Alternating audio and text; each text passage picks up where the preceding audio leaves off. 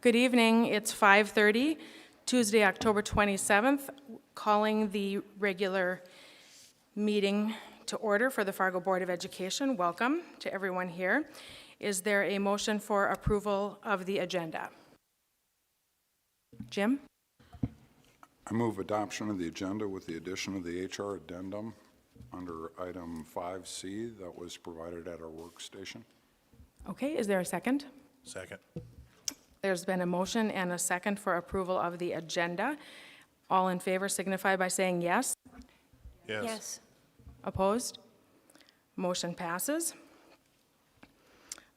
On to the recognition of our audience. We have a couple of members that have, or a couple audience members speaking to us with us this evening. Thank you for being here. So at this time, the board will hear comments from the public. We ask that each speaker who has signed up to address the board state their name and address for the record. We would also ask that speakers refrain from using this forum to criticize or complain about a specific employee by name. The board is interested in your comments and will listen carefully, but is not obligated to respond or to debate issues in this forum. Should you desire a written response to a specific question, you may request it. This evening, each speaker will be allotted a maximum of 5 minutes. Lynn Telford is first, and then Rebecca Meitinger.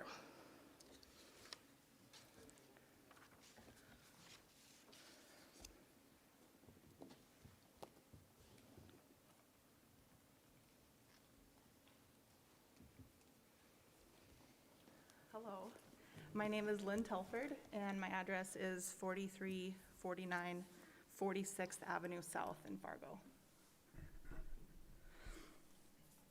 I am a parent of a 3rd grader and a kindergartner in Fargo Public Schools. I also sit on the Board of Health for Fargo Cass Public Health. I appreciate the complex nature of balancing the wants and needs of the public while also making difficult decisions that may conflict with what the public wants. Thank you all for your willingness to serve on the Board of Education and take on those challenges. I do not feel that I need to repeat all of the concerns that parents have brought forward about boundary changes, although I do want to recognize them for their dedication and passion for wanting to hold the administration and board accountable for long-range planning.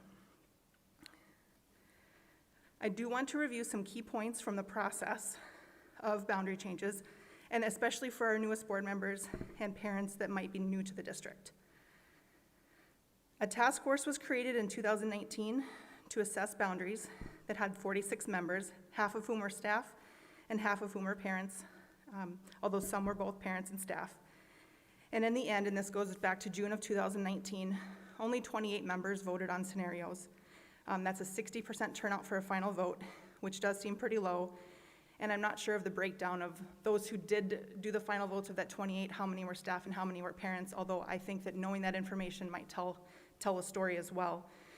None of the scenarios reached an 80% consensus, therefore no scenarios were recommended to the board. That tells me that perhaps boundary changes weren't the first choice of the task force, although that is the task that they were given to consider. The responsibility then went to the planning committee just recently, which ultimately ranked the scenarios. According to memo number 56 that is part of today's agenda, 5 attendance boundary scenarios rose to the top. However, one of those scenarios was not in the top 5 or even in the top half.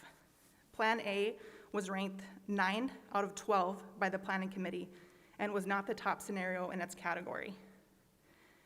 Plan A was possibly added for your consideration because of concerns to a previous Office of Civil Rights complaint from 2015.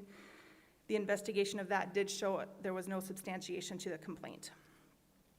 I do think it's interesting that despite both a task force vote and a planning committee ranking, that individual board members can continue to overrule those processes and add scenarios back to the list, although I don't sit in your seat, so I'm sure there's reasons, I just don't know them. I would ask the board to consider current and accurate enrollment and capacity numbers at Carl Ben Middle School, as I believe those numbers have changed since 2019, and some of the scenarios that you are given actually puts Carl Ben at or very close to capacity as well. A true feeder system creates stability and reliability, and that is my hope for our school system. In closing, I know you have received a lot of feedback about the boundary changes. And as I said, I understand it is challenging to balance the requests and desires of everyone. Please remember that a parent's number one priority are their children, and they will speak up if they feel their children will be negatively impacted by a decision, or even if they don't understand the decision itself. Please don't hold that against them. They are, in fact, who you represent as an elected board member. If you are a parent, try to put yourselves in our shoes. It's personal to us. This shouldn't be personal to you. We trust you to make decisions on facts, logic, and long-term solutions. I ask that you approach this decision with objectivity, neutrality for certain schools, neighborhoods, and individuals, and respect the guiding principles that you set forth for setting school attendance boundaries. Thank you all for your time. Thank you, Lynn. Thank you, Lynn. Rebecca?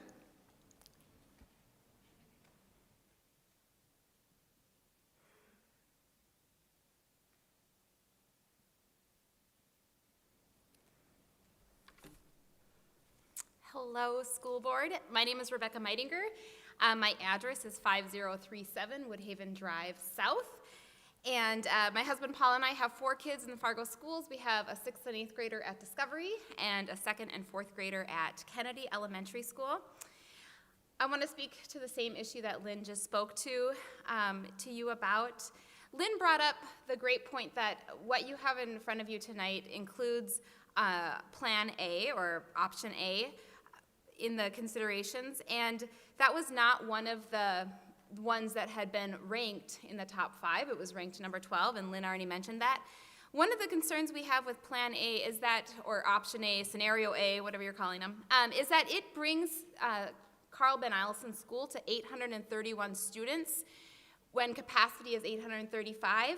That's problematic because the Pines and Cottagewood are still growing in the neighborhoods around Woodhaven. So Woodhaven and Point West are fairly well settled, but the Pines and Cottagewood have tons of open lots, and they are growing, and there's apartments going up. So bringing CBE to a capacity of or to a student count of 4 under capacity with growing neighborhoods feeding into it doesn't make wise sense. Another concern we have about Scenario A is that it's breaking up both Lewis Clark and Clara Barton Hawthorne. It's breaking up 2 elementary schools to feed into Carl Ben Eielson and to South. And what we would love to see as a community, parents across the community would love to see a feeder system where kids stay together from their elementary to their middle to their high. I was really excited to see in your plans that a few of the plans that you have in front of you tonight are true feeders. E is, and I believe H is as well. And so I'd love to advocate for those feeder systems. On a personal note, I have done all of the math about distance to schools. Our 14-year-old will be getting her permit and a license soon.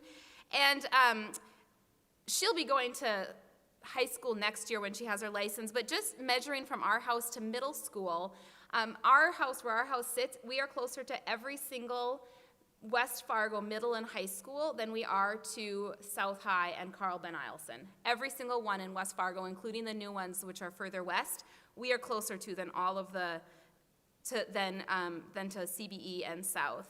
Kennedy Elementary itself is further distance from CBE than any other elementary school in Fargo. So all it takes is a really good Google map, few minutes on Google Maps to measure the distance of every single elementary school to CBE, and Kennedy is the farthest from all other elementary schools in Fargo. So it doesn't make any sense for us to be traveling the furthest to get to a middle school. Another thing is this does actually make a big impact on whether or not our kids can be in extracurricular activities. And I want to specifically draw out the morning extracurricular activities. I think we focus a lot of time on after school and the rush hour traffic at 5 o'clock. But it would be impossible for me as a mom who has kids going to Kennedy Elementary, for my girls who would be in middle and high school next year, to take part in those fine arts activities that take place in the morning. Jazz band is morning, chamber orchestra is morning. A lot of the fine arts happen before school. And there would be no possibility in our family household for me to transport girls across town and get young boys ready for school to go to Kennedy Elementary. At the same time, if I was driving across town for some of those school activities that occur. And then I know it's on your radar, but we have heard that adding bus routes would cost the district about $60,000 per bus route per year. And so I just want to encourage you to be very wise with the tax dollars and with family time. And consider the way that you're splitting family groups up. With families that have lots of kids and the way you want to split my kids to go to different areas of town, it will extremely restrict their ability to be in extracurricular activities, which we know the enrollment in extracurricular activities has a huge impact on whether or not kids engage in high-risk activities. And we want to reduce that engagement in high-risk activities and increase engagement in healthy extracurricular activities. So I just want to encourage you as you think about that vote, and I really want to thank you for your time. Thank you. Thank you, Rebecca. On to staff reports. Our first report is on Woodrow Wilson High School, and David Berkman is here. Is there anyone else that is introducing it ahead of time, or David's kicking it off on his own? Okay, he can handle it. Thank you. Welcome.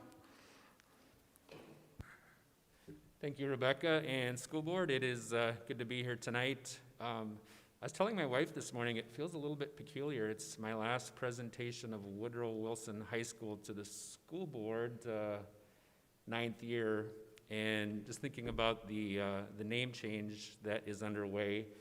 And it was a pause to reflect this morning as I was preparing to come and speak with you all. Put on my Woodrow colors that I wanted to wear for the day, and I'm here to tell a great story of a great team and some great students. So with that, I will begin. Picture of Agassiz and the Woodrow Wilson High School, of course, bringing students to that high school diploma.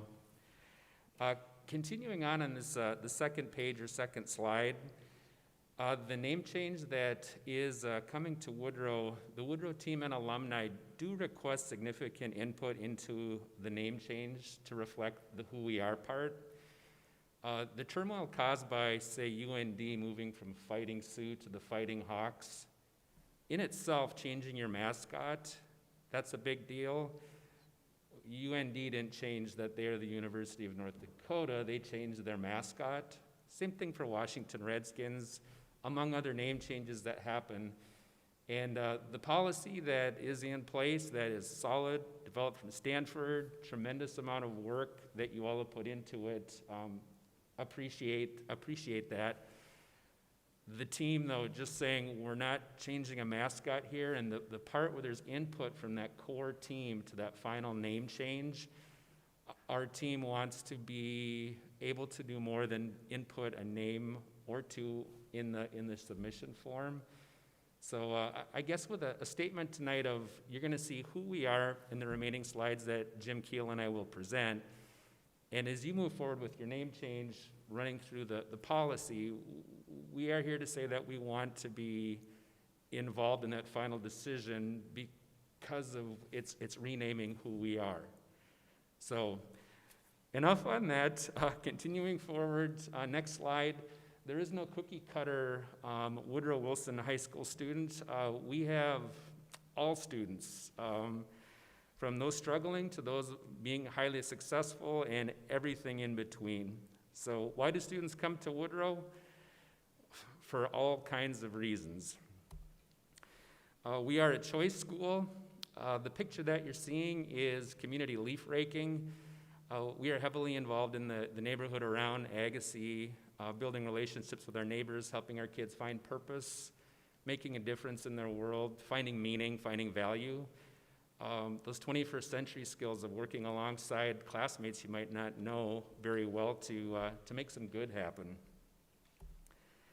And I guess on the choice school, there isn't a Woodrow student, there isn't a Fargo Public Schools student that is told you will go to Woodrow Wilson High School. Our colleagues at North, South, and Davies do excellent work of trying intervention options, trying to make the traditional high school model work. Ultimately, it is a choice for the student and the family that, you know what, we would like to try a different way of learning. So we are a choice school. Next slide, talking about senior survey, which is probably what the title of tonight's presentation is. That's 3 years of data running. Other students at the school treat me with respect. Students at my school feel safe at school each day. We were anticipating with the COVID numbers that even maybe being a little bit lower, but 87% in our most recent senior survey. All right, next up, there's a picture saying 1,000 words. The previous slide talking about feeling safe and respected, one of the programs we have is called Man University Program, or Man Up. It came from teachers and support staff who said, we have some gentlemen with some lagging skills, some teenage boys with lagging skills. How can we help these lagging skills? So Man University Program was launched 2 years ago. It brings in regional speakers from our own Dr. Gandhi to Mayor Judd, and they have a heart-to-heart, honest conversation with a great group of Woodrow guys about what it is to be a man. Man at school, man in the community, following their dreams and being who they can be. So part of that respect and feeling safe at Woodrow is one of our deliberate programs, Man University program. Some more feedback from our senior survey of the recent year. Teachers and staff treating me with respect, numbers maintaining very strongly, students respecting each other, a slight dip with COVID, and my teacher understanding when students are having personal problems, which took on a new meaning as we all engaged the COVID world last March. A little bit about understanding who we are as a choice to students. We have a 2-period school day. Students finish a class in 29 days. We call it a sixth semester. And the seat time ends up being very similar to a traditional semester. If you were in 50-minute class periods a day for 80 days in a semester, or if you're doing the 29 days at 2.5-hour periods, the time is actually quite close to the seat time. As you can see, student A is taking an early bird art. We're very thankful to be offering arts as well as core. Algebra 2 all morning, and then English, junior English all afternoon. So most students have 2 classes. Some do take an early bird or split their afternoon class into 2 chunks. All right, so COVID, March last year, I know you've all been very invested in how are we going to do school in COVID. And the Woodrow changes, to understand what we have done is we've continued our block classes 5 days per week. Students can attend virtually, or they can make a reservation to be on site. Some students are on site as many as 4 days per week with their sign-up seat in a Google Calendar. Other students are coming just when they need to take a summative assessment, a unit test, a final, or if they get stumped and they just would like some tutoring help, or maybe they need some basic supplies like a trip down to the source to get some groceries. So flexibility to allow students access when they need it while we're still able to social distance is what COVID has looked like at Woodrow. All right, continuing on with our seniors and their response in the survey. Teachers having high expectations at 100%. Teachers encouraging me to set goals. Teachers expecting me to do my best. Feeling my school offers that high quality total education program. And do I feel ready for the real world with these set of skills?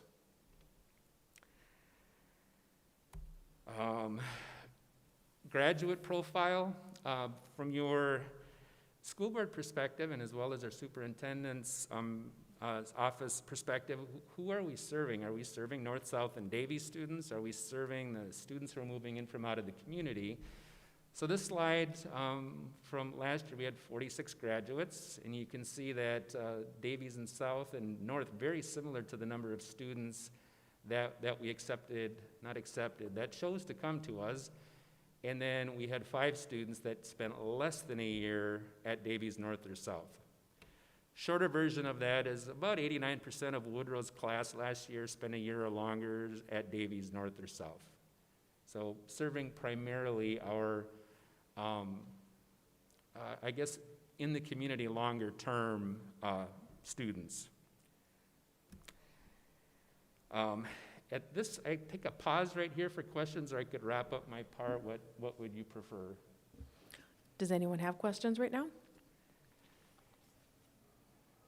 I wanted to let you know, too, we had a Communications, Engagement, and Advocacy Committee meeting this morning, and we talked a little bit about the renaming process and how we might go about, well, working, with administration on kind of developing the characteristics of the school, because there are all these names that are going to be suggested, and wonderful suggestions, certainly, but wanting to make sure that whatever process gets put in place, that ultimately, once a name is chosen, that it reflects the characteristics of that school. And, or even when we get to the point where we each pick, say, up to 5 names, that ideally, those 5 names would, represent the characteristics of the school. So what kind of work that we're going to need to be doing to engage with you folks to help us pull that off and end up with something that we're all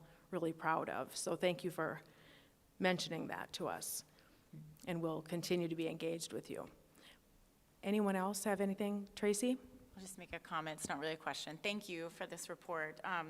I just think these numbers are so impressive with the questions you're asking of your students. These are such high percentages of them feeling respected and them feeling challenged by their teachers. I would be really curious to know not only the other schools in Fargo, if they were this high, but nationwide, because these are very impressive numbers. So keep up the good work. Thank you. All right, I will continue on, and I do hand this off to Mr. Keel here in a few slides, and I'll hit a pause button if you had any questions on the additional slides. To Board Chair Knutsen's point, one thing that's been very helpful is Superintendent's Office. There's no surprises. There's been no surprises through this, meaning that when you had the name solicitation happen, Superintendent's Office, either Dr. Gandhi, Gross, or Anne Marie, keeping us in the loop so that we can inform staff and students that, just so you know, this is going to be the next step in the process. And that alone has been very settling to current students, staff, and alumni. So that is appreciated. All right, continuing on, graduation facts.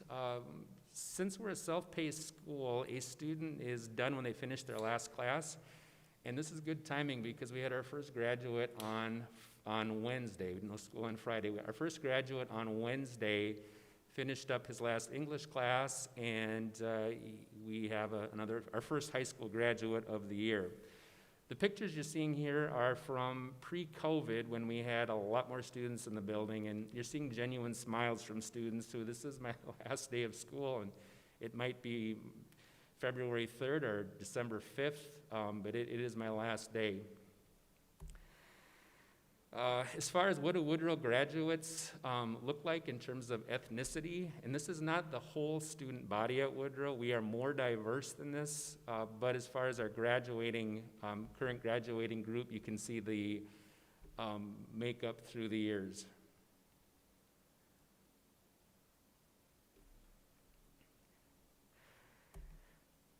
Continuing with the graduation conversation, formal cap and gown ceremony. Mr. Keel will conclude the Woodrow presentation with what COVID graduation looked like at Woodrow, which is not what you're seeing here. That's not social distancing, but we wanted to include what we hope we can get back to this year, and we may need to get creative again.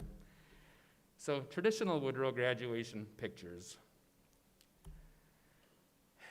And our number of graduates through the year. We do ask all new students, hey, is a Woodrow diploma better, same, or worse than North, South, and Davies? To the parent and student that have to attend an orientation before deciding to come to Woodrow, that's a very important question. And the answer, of course, well, it's the same. It's a Fargo Public Schools high school diploma.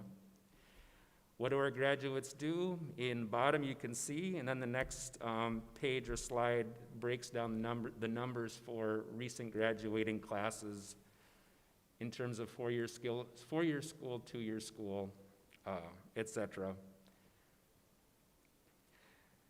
We had a team discussion, and we do think that the shifting to more students employed, no plans and other plans being higher than recent years, that definitely some COVID action happening there with students having uncertainty about going post-secondary or not. All right, so that's the who we are. Assistant Principal Jim Keel is going to share our SIP goals. Before he jumps in with SIP, was there any specific questions anybody had? Go ahead, Robin. Thank you. We know what a jewel Woodrow Wilson is, soon to not be Woodrow Wilson in our community. When you talk about school of choice, in the past, I really wanted to promote the school to be a proactive choice, not a reactive choice, because it's in the past it has been a reactive choice. If you're not doing well in school, you need to go to Woodrow. Sorry for maybe not preparing my statements as well. And then I really wanted to promote it because it is such the self-paced, and your predecessor was reticent to make it any larger than it is. And I'm struggling with the school of choice, and I'm not arguing, but is it preventative or is it reactive? Or is it proactive or reactive? Where do you see the future of Woodrow Wilson and that incredible community? And how can we make that, or should we make that more available and market it to our mainstream students? All right, I will try to answer that. It's actually quite fluid in getting into Woodrow, meaning the traditional high schools, it's not treated as a last resort choice. It is a counselor administrator will say, why don't you go to Woodrow, attend an orientation, ask some questions, continue to go to North or South or Davies, and if you see what you like, you could give that a try. You can always come back to us at semester time. It's very fluid.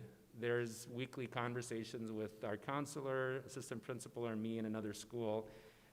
They may have a student in their office saying, hey, they're wondering about Woodrow, what can you tell us quickly on the phone? So our communication between the schools is in a very good place. Size-wise, when I started, Woodrow was 12 to 15 students per class size. We have moved up to 18, going to 144-seat school. We have not had a waiting list in the last year and a half. And the waiting list, when we have had one, it was only a 1-week wait to get into Woodrow. So thus far, we've been able to serve any of the Fargo Public resident students who want to come. We have been able to fit them in, if you will. And the other schools, when Andy, Todd, and Troy are talking with their ILCs and what they're doing with making school, reinventing traditional school, they have a lot of clever options that they put out to a student who might go from 7 classes to 6 to 5 with an online class, 4 with an online.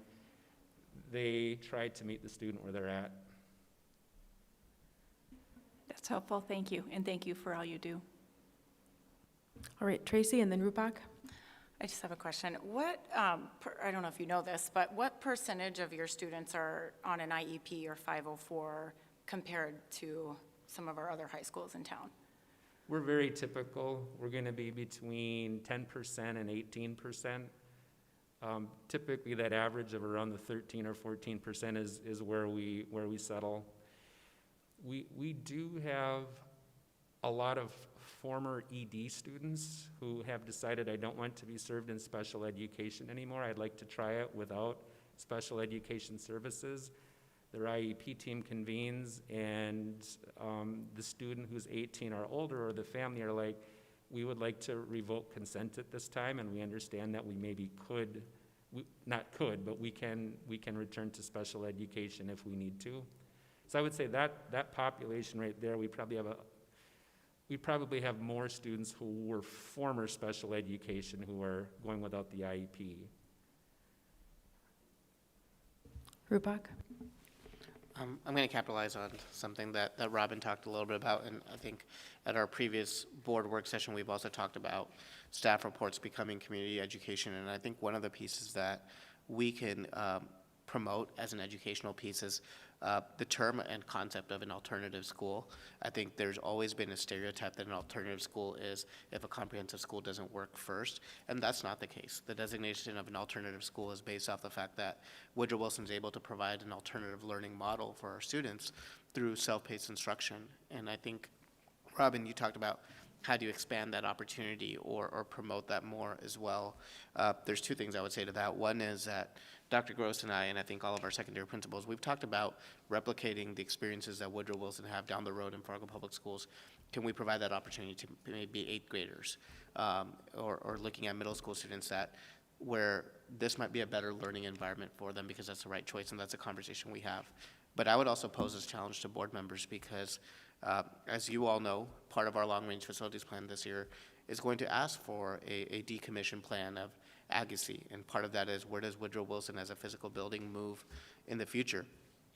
I've had some great conversations with the leadership team at Woodrow Wilson about what are their needs and what are their needs as a building, and I would just push the board on when that time comes, we treat that building the same as we would with every other school facility, and we make sure that they get the respect that they deserve in terms of where their next home is going to be as well, and their physical space, if the goal is to maintain that 18-to-1 class sizes, will dictate your ability to expand or not expand that program as well. David? David, I'm a huge proponent of your school.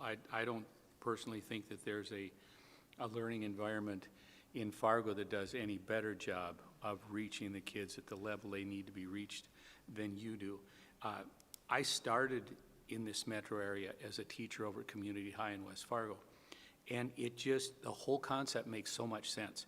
The kids are taking the work at their pace. There were kids there that finished in the minimum amount of time. There's some that took more. And I think there's a misconception on a lot of people's parts that these are the troublemakers, these are the slow kids. I had some of the smartest kids I've ever taught over at Community High, an incredible bunch of kids. And I'm glad to hear that there's no waiting list now, because personally I think that I would wish that more people were attending.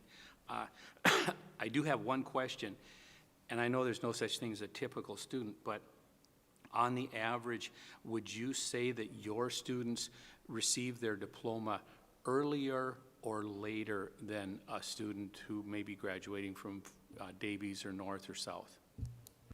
I don't have that data in front of me. What I can say is when the student is ready to engage, the flexibility of the alternative schedule is able to meet them. We don't need to wait for a new semester. And some students are working through a lot of issues in life.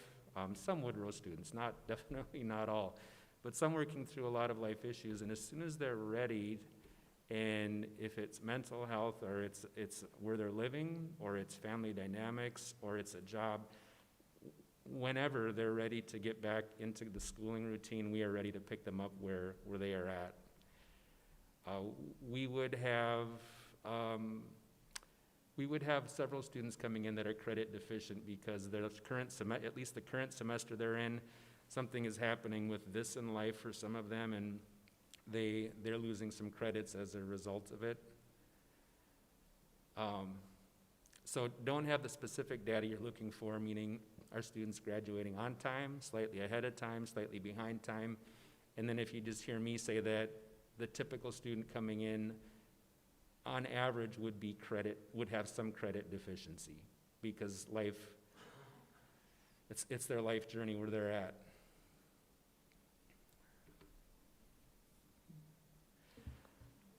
All right, well, I'm going to turn it over to my colleague, Assistant Principal Jim Keel. why we think the SIP part fits in is there's some very deliberate practices that we have to put in our advanced ed SIP goals that our success is a tradition, it's history, it's a committed staff. We also have some practices that we're able to do that we celebrate, and those are reflected in our SIP goals. So turning it over to Mr. Keel for SIP practices. Thank you, David. Thank you, Board, for the invitation. I want to address Ms. Nelson's question, too. My background's a little different because I spent 13 years in this building as a counselor, and I had hundreds of conversations with students and parents about the opportunity to attend a choice school. And I think the community perceptions often get in the way. My experience was that if I could get a parent and student to attend the orientation at Woodrow, they would return to my office with a very different perspective on what the opportunities they had available to them. So I encourage people to continue the conversations about what a choice school is and what opportunities are available, because there's some fantastic opportunities for students here. All right, so SIP, School Improvement Process, District Accreditation Process. We build our plan around four main pillars. And each of those pillars may require a little description. And so one of our pieces is an accolades, which is our honors program. All of our students are eligible to earn honors. How do I earn honors? I'm completing at least 2 classes every 6th semester, which means I'm getting my classes done on a regular pace or faster. Quality attendance. At the end of each course, the teacher grants what are called punctuality and reliability points. Did the students show up? Did they do the work? Did they take care of their business? It's a scale of 1 to 4. Their average needs to be a 3 or higher. Scholarship, they have to hit the 2.8 GPA, and that's on work at Woodrow, so we never look back at their transcript to penalize them for whatever their life journey may have been. We're just looking at what they're doing in our own community. And then respectful character. So do I have conversations with the students about issues? Generally not. And so the accolades is our honors. Students get a really nice certificate. It's something they can put on a resume. That's really a good character builder. And so we're working with our students, trying to encouraging them to earn that accolades. Because if they're earning accolades, they're making progress towards graduation, they're making progress towards their life goals. Our annual goal has been to increase the number of students earning the accolades at the end of the year. And then the other part of that goal is having the students' mentors working with their students to help them see the potential that they have. And so last year we had 18 students earn the accolades, down a little bit from the year before. 13 different mentors, and there's about 20 different mentors in the building, so 13 of them were able to guide 1 or more students across the finish line with accolades. I do think that COVID, again, had some impact in that. It's very difficult to do distance mentoring, so when the students are out of the building for a quarter of the year, presented some definite challenges, so that number might be part of that. So the question up on the board here is, what's the correlation between the advisory program and accolade success? We know that students who are doing that accolades stay and graduate. Okay, students who complete the accolades stay and they graduate.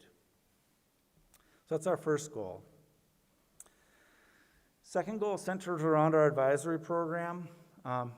All of our students are encouraged to meet weekly with their advisor, check in, see how things are going, work on their goals. Students actually earn points for different projects, and they can earn up to a full credit every year for participating in the advisory program. It's a good quality program. It helps us build the relationships. It helps our students get connected to the school. The goal is, again, to increase the number of students getting the advisory completions, and then also getting a greater number of mentees or staff who are granting that credit. We took a hit this year in that, again, at the end of the year, when a lot of students are trying to get that extra half or full credit towards graduation, it's a challenge when they're not able to be in the building to do that. So we did have some struggles with that. Correlation between the advisory program and graduating, a huge percentage, almost 99% of our students who earn the advisory credit ultimately earn the diploma. So if we can engage our students in an advisory program, odds are very, very good that they will earn that high school diploma.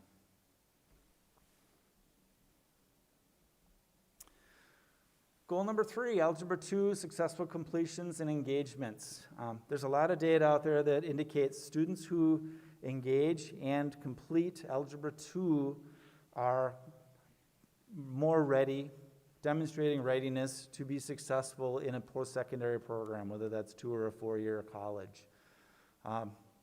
Many students come to us and will say things like, I can't do math, I've never been good at math, I've failed math multiple times.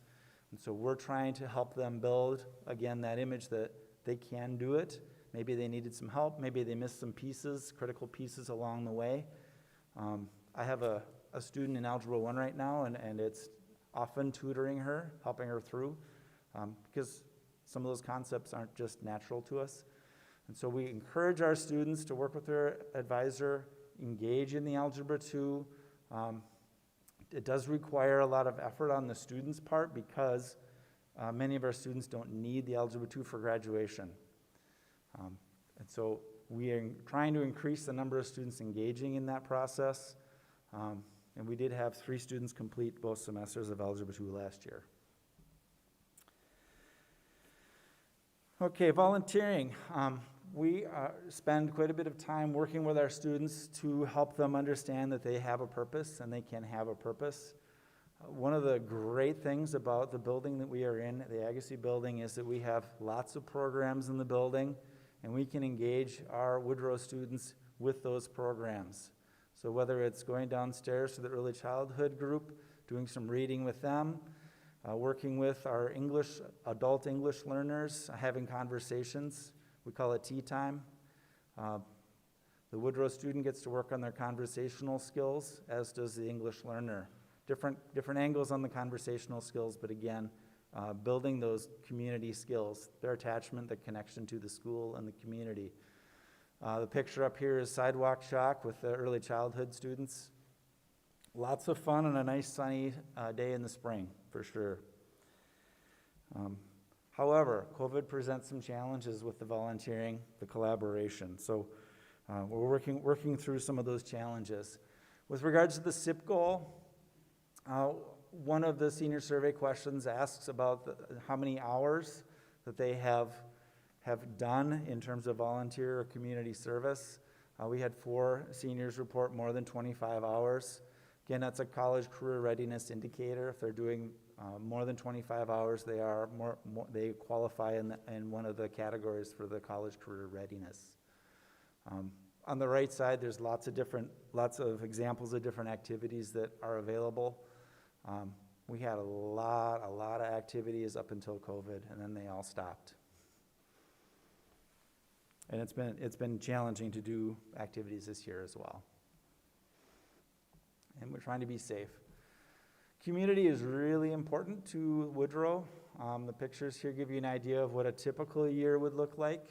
We would have several gatherings in what we call the Great Hall, bring in meals like a Thanksgiving or a holiday meal.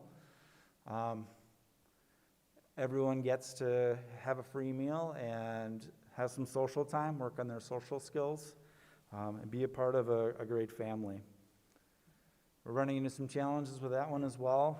We're working on some alternatives, so more to come on that one. Okay, graduation. David talked a little bit about the graduation. Normally, caps and gowns in our gymnasium. Usually it's 100 degrees in there. This year, the alternative was a red carpet diploma pickup. So students in there and whoever else they could jam into their car were allowed to drive into our parking lot, Walked the red carpet. We brought in some professional photographers to take some great pictures. So here's an example of a student walking away from his parents' car. It's decorated. We had a student show up on his skateboard to get his diploma, and he actually left on his skateboard as well. Fun time. Really, really, really great event. So very, very fortunate to be able to offer that to our students. That concludes my slides. What questions do you have for me? Anyone have questions or comments? Robin? Thank you. The volunteering piece, when we talk about how many hours are 25 plus or indicate college and career readiness. Yep. Do you only include in your graph here that community engagement that happens while they're in school? And the reason I ask is I have a lot of kids that I serve at the Boys and Girls Club that do a lot of community involvement as well. So are you only including the hours that are? No, No? it's a question that we ask the seniors to self-report. So if they're working with you or another organization, any volunteer service would count. Thank you. Yep. Anyone else? Well, thank you. And throughout your presentation, I picked up a variety of characteristics about the school and thinking about needs that you will have or that the students and the staff will have for whatever the new Woodrow Wilson school is in terms of also location, if we are really moving forward with finding you a new space. So needing to make sure that we provide you with opportunities that similar to what you have now or even greater. So thank you for that.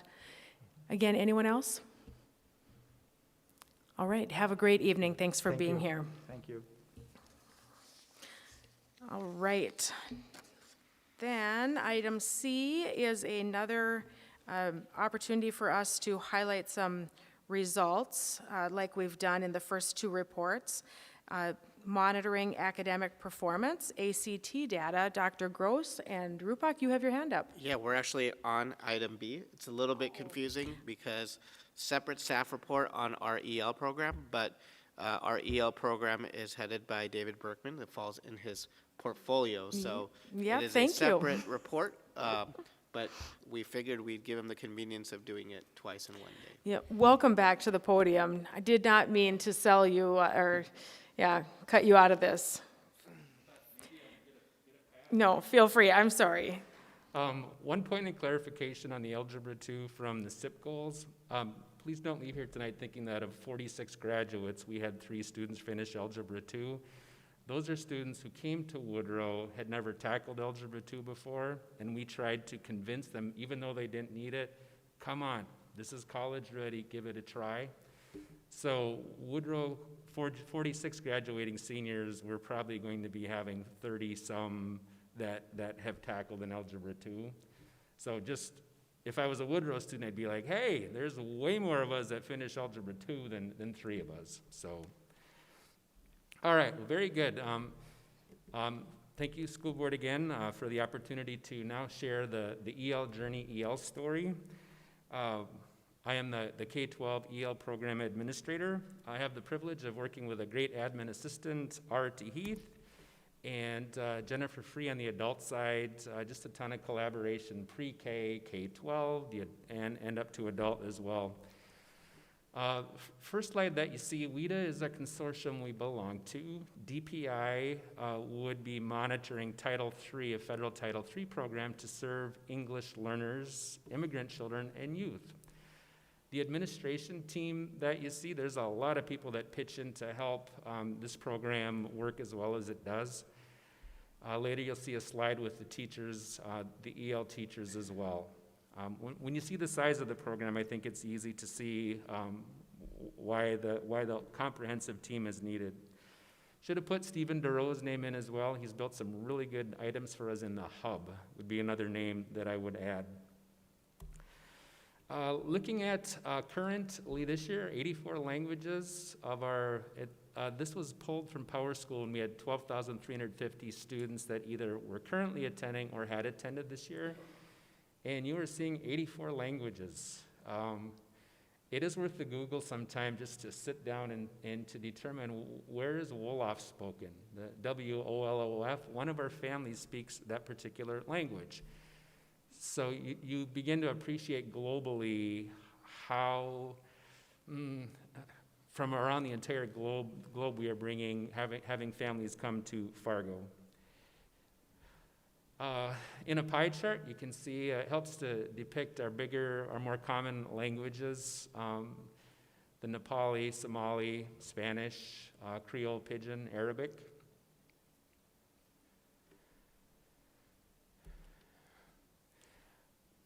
These next two slides, just very briefly, it is our guarantee that we're going to honor the civil right of the child. Interestingly enough, it's not the civil right of the parent. Title III is the civil right of the child to receive an appropriate education.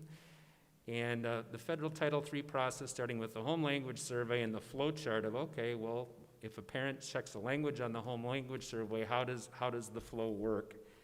And you can read through the flow chart. And ultimately exiting the program when the student does test out. Components of this will be showing up in the presentation as we go tonight. So EL, Federal Title III program, DPI, and we're part of the WIDA consortium. Tremendous team of EL educators, Woodrow educators, tremendous. Agassiz, the team I get to work with, this EL team spread across 23 buildings, tremendous group of educators as well. Secondary at the top, the two on the far right, underneath secondary that have a little bit of a circle cut out, there's some real creative pieces that happen in the high schools from time to time.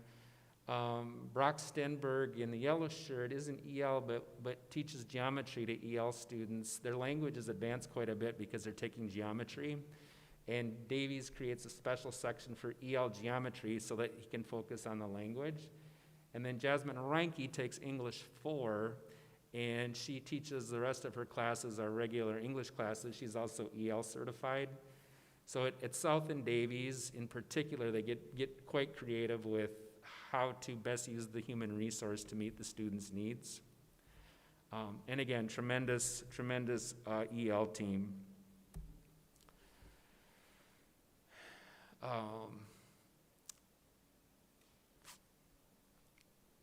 This particular slide, I guess I would just highlight making up 8.7% of our enrollment are EL students, and you can see the number born in U.S., 3% refugees, and 45% immigrant.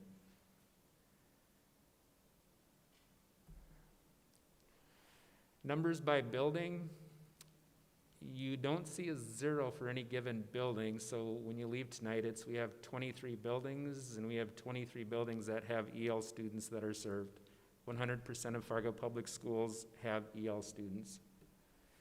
And you can see the population on the bottom chart of the annual EL enrollment as part of the overall FPS student population.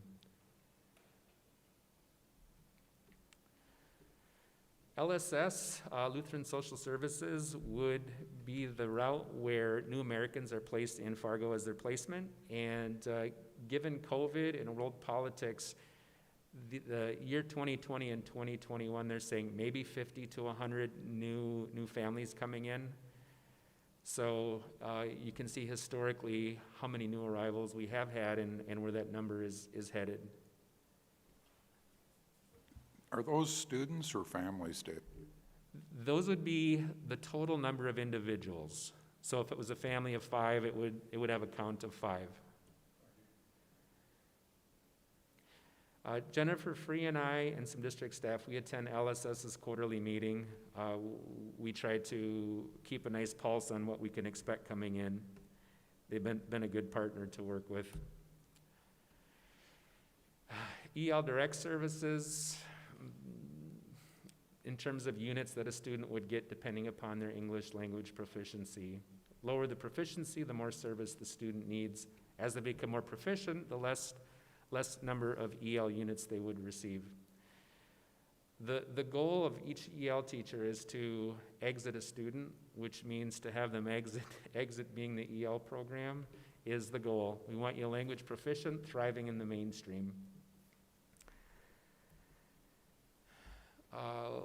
The exit test is called the WIDA Access, is a summative test, annual test that students take to determine their language proficiency in the 4 domains of reading, writing, speaking, and listening. And we are keeping up this 2017 change that happened nationwide because it's such an aberration. The steep drop-off in numbers of students exiting happened nationwide for the reasons listed. They reset the bar, and the test went digital. Resetting the bar was a good thing because they were finding that students had exited weren't thriving in the mainstream. So federally, at the federal level, they said our bar is too low to pass this test to exit EL services. Let's raise the bar, and we'll anticipate students to be more thriving in the mainstream when they exit. This year, past year, you can see our numbers in the exiting starting to creep up back to where they historically had been. Before 15-16, it would be common to have in the 80s, 70s, or 80s was a typical number of exiting students. How long does it take to learn English? For all of us up here, you could pick any language for that matter, and how long would it take you or me to learn a language we maybe know very little or nothing about? The interpersonal one, where you might sound like you're pretty good in that language, 1 to 3 years. 3 years, you can sound pretty proficient, but wow, the KELP, cognitive academic language, that's going to take 5 to 7 years, meaning you could sit with native learners of that language and perform in a school setting to that level of a native speaker. So 1 to 3 years speaking and 5 to 7 on the KELP. A little bit about EL elementary services, about 500 students, serving virtual academy as well as our 16 sites, pullouts, push-in, a lot of collaboration in the elementary. That EL teacher also helps with the diversity education within their building, helping to celebrate diversity, promoting that cultural awareness. During COVID, the change for elementary services, we started this in the summertime with we need to maintain the bridge with the EL teacher on site. So if I'm the Bennett EL teacher and I have 37 students, priority 1 was we need to keep that teacher with those students because they know the students and they know the family. And at the bottom, you can see the schedule that was set up where regardless of what the student is the student in traditional school doing a hybrid, is the student in the virtual academy, or might the student be quarantining, we wanted to have 5 days of instruction available to the student. So we did synchronous, not asynchronous, synchronous daily Zooms at those times for those grade levels. So the EL teacher polling students, again, virtual, homeschool, quarantined, daily 1 hour of instruction. The next priority, in Nepali and then in Arabic, a simple question. That simple question that we see, and when I look at the Nepali or Arabic, I don't know what it says. It's just simply asking me, what is my name? So supporting the language learning and access on all days. We didn't want our language learners to have a 5-day weekend or a 4-day weekend to do asynchronous work because mom and dad might not have the skills, English skills at home to be able to help with it. So it was just a high priority. Let's try to make this 5 days a week, synchronous availability. Feedback from parents has been by and large very positive. A lot of positive feedback coming out of our COVID elementary. Would do a shout out to the elementary principals who have been working very, very hard to fit in all the moving pieces, including a schedule that would look like this. You can see some of the curriculum tools that we use. RAS Plus is one that we added during COVID with a grant funding, so that was a nice tool to bring on as well. Middle school, sheltered. Social studies added in 2019-20, sheltered social studies. Sheltered meaning that it's a separate class for EL students in that content area. They do a lot of collaboration as well, and also the promoting of cultural awareness and diversity celebration. Who are middle school during COVID? Well, we have 5 teachers serving about 200 students, and at the virtual academy. Same priorities in place, and the middle school EL teachers, the days the student is not in school, they many times will have them Zoom into class so that the student is able to access 5 days of at least EL instruction. Getting very creative in providing as much direct instruction time as they've been able to. Middle school curriculum piece, also using the RAS Plus EL edition for a new tool for them to use as well. High school is sheltered as well, and you can see the same priorities at the bottom with the collaboration, cultural awareness, and enrichment. What's different as we step into high school is if they don't get the credits in the content area, they don't graduate. So there needs to be sheltered social studies for the student to take a class that's required for graduation that would be delivered with an EL-centered approach. So graduation, needing the credits to graduate. During COVID, like the middle school, many of the high school EL teachers will Zoom a student in on their off day from school or if they're quarantining. They'll run their regular class and say, you want to Zoom into class because it would be helpful for you to get some reinforcement of language. And again, RAS Plus being used in English language arts along with a couple of System 44 and Read 180. Which, by the way, are research-wise a couple of outstanding tools the district provides for EL, special education, and MTSS as well to meet students' needs. Partnerships with New Americans, just briefly on this one. Our lowest level EL students, so low English language proficiency, and traditional English-speaking American students are paired into a class where they get to, the New Americans get to practice English with a peer that they can recognize in the school, and their traditional English-speaking peer is able to have exposure to the culture piece and build a lot of connections and bridges. So as you see the pictures from this class, from South's P&A class from last year, it's not just the connection with the one student with their mentor, it's a whole network of connections within a building, which is a celebration. EL summer program, Lori Nappy talked about last time. I'll just highlight the bottom right where we took our STEEP grant funding and we converted busing into learning labs, learning bags to take home. So tremendously successful summer program that was done virtually. Last slide here. There's been some newspaper articles. There's been some community questions about what are we doing to keep our EL families connected. If you're an English-speaking family, the changes that have happened as we've re-engaged the education conversation with what we know about COVID, it's changing. It changes.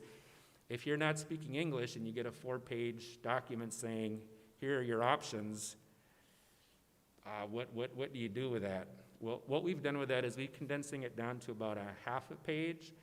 An interpreted message goes out saying this is the change that is happening. We send it out in our 11 or 12 primary languages, working with Anne Marie, Bill Westrick, and Del Vogel.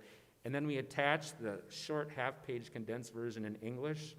So they'll get an interpreted message of what the change is, what's happening. And then the overall message is shrunk down so small that if they are able to use a translating program, they should be able to get the rest of the gist of it and can contact their EL teachers with additional questions.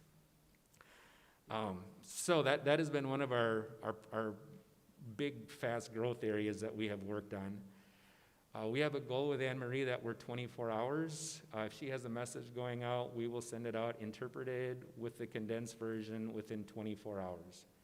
And if she can delay sending it out, we might send it out the same day even, but that's not always the case, meaning it needs to go and it needs to go. Very quickly, what have we done to try to keep families connected? Number one, that extensive EL teacher outreach, that case manager that we have kept connected with the student, they have done tremendous work with reaching out to their families. Number two, I just talked about. Number three, we will be starting this up again. We started at the end of early April last year, just saying, here's Open Nepali Hour. We're going to have 1 or 2 interpreters. Parent or student has a question, student with homework, parent with, I don't understand what's happening. They can either call or Zoom into this open session that we have. Number 4, greatly expanded interpreting services. We probably tripled the number of bilingual staff across the district that we are using to do these interpreting services. Maybe it's a para at Ed Clapp, or it's a para at Eagles, or it's an office staff worker at Jefferson who happens to be bilingual. We're rallying that resource that we have in district. And then Voyance, considerable more use of Voyance, the dial-in interpreter services. And finally, number 5, collaborating innovative ideas with EL teachers. I believe the next picture is when secondary moved into the distance learning, the Discovery EL team said, can we bring our EL students on campus during distance learning, because our lowest English language proficient students, 2 weeks of distance learning is not ideal for them. So what you're seeing here is distance learning is happening except for these Discovery EL students who are being guided by an EL para. Very successful idea. A ton of work put into it by the team, but was well worth it. And I think that concludes a quick overview of EL programming, K-12, Fargo Public Schools. Questions? Yep, any questions? Tracy and then Robin? Thank you for this. I think you partially started to answer my question, but in working in healthcare, we navigate multiple languages as well. And one of the things I struggle with is I feel that my patients, the younger patients, will understand what I'm saying, and then we either have an in-person or usually a phone interpreter for the parents. And then I just worry when they leave, did they remember what I said? Did they understand what I said? And so one of the things we struggle with is written communication for reminders afterwards. So especially during COVID, when you're trying to navigate distance learning, I guess what do you guys use, or how, you mentioned that you condense the information, but does our district have some way of translating written communication? How do the kids even know to tune into the Zoom if the parents aren't reading the emails, et cetera? We had our learning boards from last year. If everybody's like, wow, what learning boards? That was last March, April, May. We did interpret those into Spanish and Nepali and Arabic. So there was the first grade, here's what you need to do for the week, because it wasn't content rich for words, vocabulary rich. It was very condensed. The translation challenge is it takes such a long time to typically turn it around. We will do translations of, we just did one this week for a student who has a 504 plan, and we offered to the parent, would you like to have the 504 plan translated? And parents said yes. And the timeliness is a week is kind of a faster turnaround because it's labor intensive, because they need to read it and then they need to understand what, it's far more difficult than the interpreting at the moment. I shouldn't say a lot. Some of our languages, the families might not be literate in their home language either.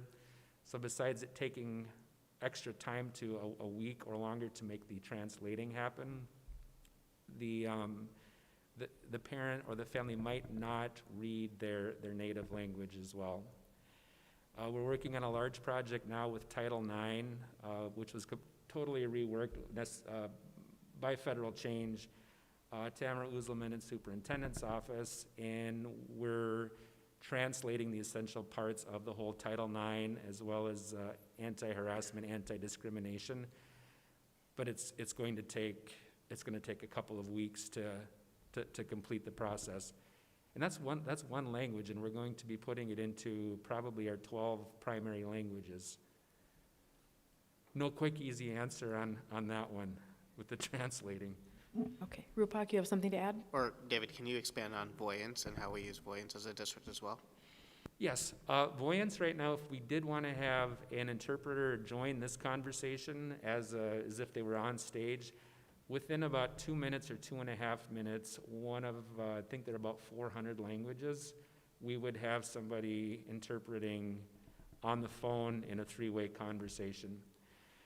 It can be done in the, it can be done where I would put them on a phone and we're face-to-face. If you happen to be we're not face-to-face, it can be you on a phone, me on a phone, Voyance person on a phone doing a three-way call. Each building has access to it, and it's not just at the admin levels. Teachers are encouraged, please use Voyance celebration phone call, concern phone call. Use it to reach out to an EL family as much as you would a traditional English-speaking family. So we're in our third year of using it, and I'm not sure what you're using in your particular medical area, but Voyance is a very high-quality product. I am not quite sure the order anymore, but Robin and then Brian, how about, we'll go with that. Thank you, and thank you for all your extra efforts during COVID. I want to say one of my favorite days of visiting a school, I visited Davies, and I lived the day as an EL student. And it was very apparent to me that EL-centered approach was so helpful, and I have never been around students that were so eager to learn. So that was so heartwarming. I would say also what I've noticed here in some correlation between a couple slides, the LSS integration arrival data has stayed fairly steady. But about 5 years ago, the number of languages that we had in Fargo Public was about 65, and now we're looking at 84. And I'm wondering if that's an increase in dialects or truly an increase in diverse languages. Are you aware of that difference? I couldn't quote or don't know exactly. My hunch would be that it's just that we've grown, population of Fargo has increased how much in recent years, and there's a lot of different license plates driving around town. I'm looking at a Massachusetts and a California and a Utah. I think that there's a lot of reasons why families are moving to Fargo, and it's not necessarily initial refugee or immigrant. They may have been living somewhere else in the United States, and they're like, I hear there's opportunity in Fargo, and the winters are bearable, so let's do it. Hold on, no, wait. So, but the reason, when we built Ed Clapp, there were about 65, and that school opened with about 20% EL students, so that's how rapid that growth has been, so I maybe call your attention to that. And then my other observation, and maybe I would compare our English language exiting to kind of our LRE students. I mean, not LRE, least restrictive environment. We need to mainstream these English learners as much as possible, and we are obligated, not only morally, but we're obligated to do so through education mandates. Is that, and we had this exodus 2 years ago. I'm wondering if that correlates with our budget difference about last year. So when you're saying exodus, meaning? They earn their way out of the program because of their knowledge. We had a fall in our budget last year because we had so many exiting students. Yeah, so I can speak a little bit to that. So there is the progression of exiting from your EL status, which is the 1 through 5 status, and that's based off your WIDA assessment score. And then there is like exiting from like a least restrictive environment. If you're putting that piece, I think So as David said in his slides earlier, the EL program dictates, based on what level you are, how much sheltered instruction that you receive. And it's normally, it's followed, sheltered instruction observation protocol is what the EL model would be, so your level is going to depend that. What happened with us last year was we had a high number of EL identified students for our summer school program that ended up exiting in the program, so that was the shortfall that we saw in our budget projections for last year, because there was a lot of students that went from EL 4 or 5 to that monitored status where we don't get the funding, because the funding for the state is also weighted based on the EL status of the student. But the students are more successful, and Yes. that's the positive. Okay, thank you. Brian? You kind of led up into what I was going to ask. And when, maybe it's for Jackie, but in 2021, 50 to 100 families, do we get all concerned about a lot less students in that level 1, 2, and 3 in the funding formula at all, or is it not really a big concern? I think the short answer would be, we're going to serve whichever students we get and whichever EL level they are. I would always say that regardless of which level we get, and even with the state's weighted funding formula, our EL program continues to be underfunded from the state level. So I don't think necessarily getting more students at a lower level would be a positive in terms of state funding. I wouldn't look at it that way, but if I had to, I would actually say that it's going to continue to compound a problem, and I think we need to advocate for more funding for our EL program. Anyone else? All right, thank you very much. Thanks for your second appearance at the podium tonight. Thank you. Appreciate you coming Thank back. you for your time. All right. Now, I think it's Dr. Gross's turn, correct?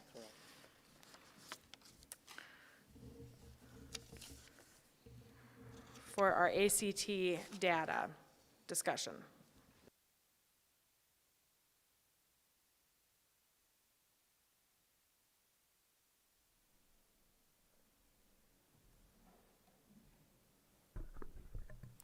Oh, well, there we go.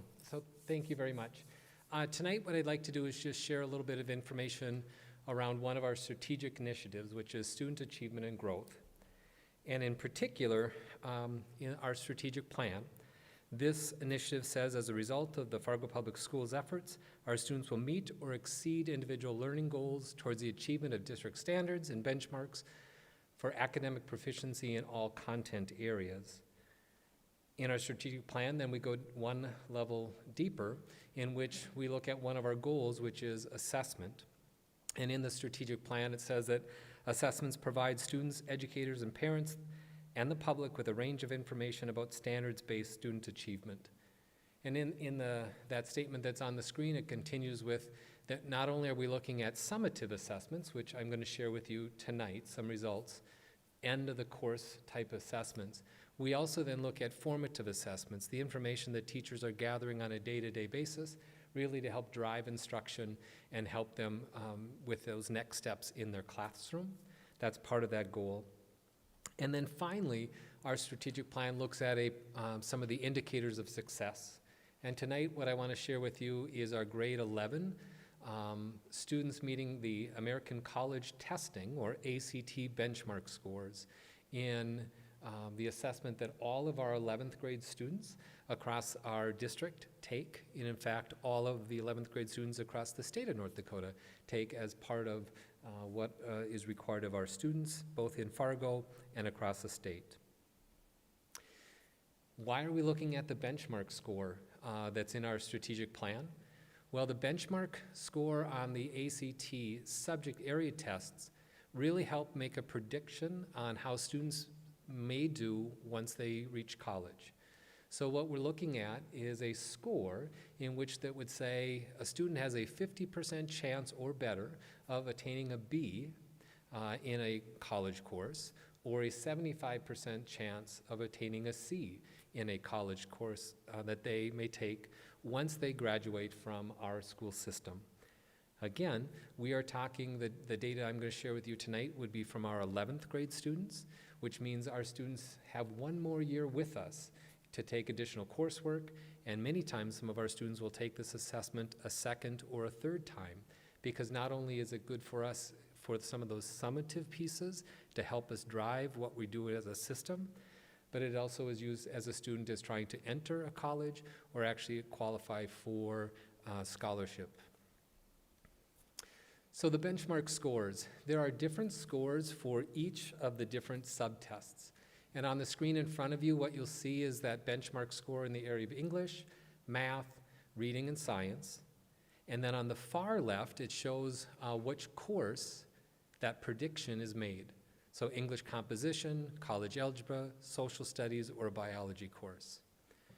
This is directly from the ACT website, and that cut score is available and the same across the nation. So just a little bit of historical information and how do we as a system compare to the state of North Dakota. This happens to be the results of our ACT. So what was our mean or our average in those different subtests compared to that mean or average for the state? So on the screen in front of you, this is the data from the 1920 school year. The blue bars are that mean or average score for the state. The gold bars are our mean or our average score for Fargo Public Schools. And what you can see in each of those areas, our students are doing very well as we compared against other students across the state of North Dakota. Is that a one-year anomaly? Well, the answer is no. If we go back one more year and we do that same comparison, you can see again that mean or average score in English, math, reading, science, and the composite. The blue bar is the state, the green is Fargo Public Schools. And if I would put in another year of data, you would see the same trend. Our students do very well on the ACT assessment when we compare to other students across the state. Coming though to the indicator in the strategic plan says the percentage of students meeting the ACT benchmark score for English composition, college algebra, social studies, and biology will increase annually. So here are the results as we compare the 2018-19 school year to the 2019-20 school year. The green bar is what we did 2 years ago. The red is how we did 1 year ago. And now this is not mean scores anymore. This is the percentage of students who met that cut score or that benchmark score.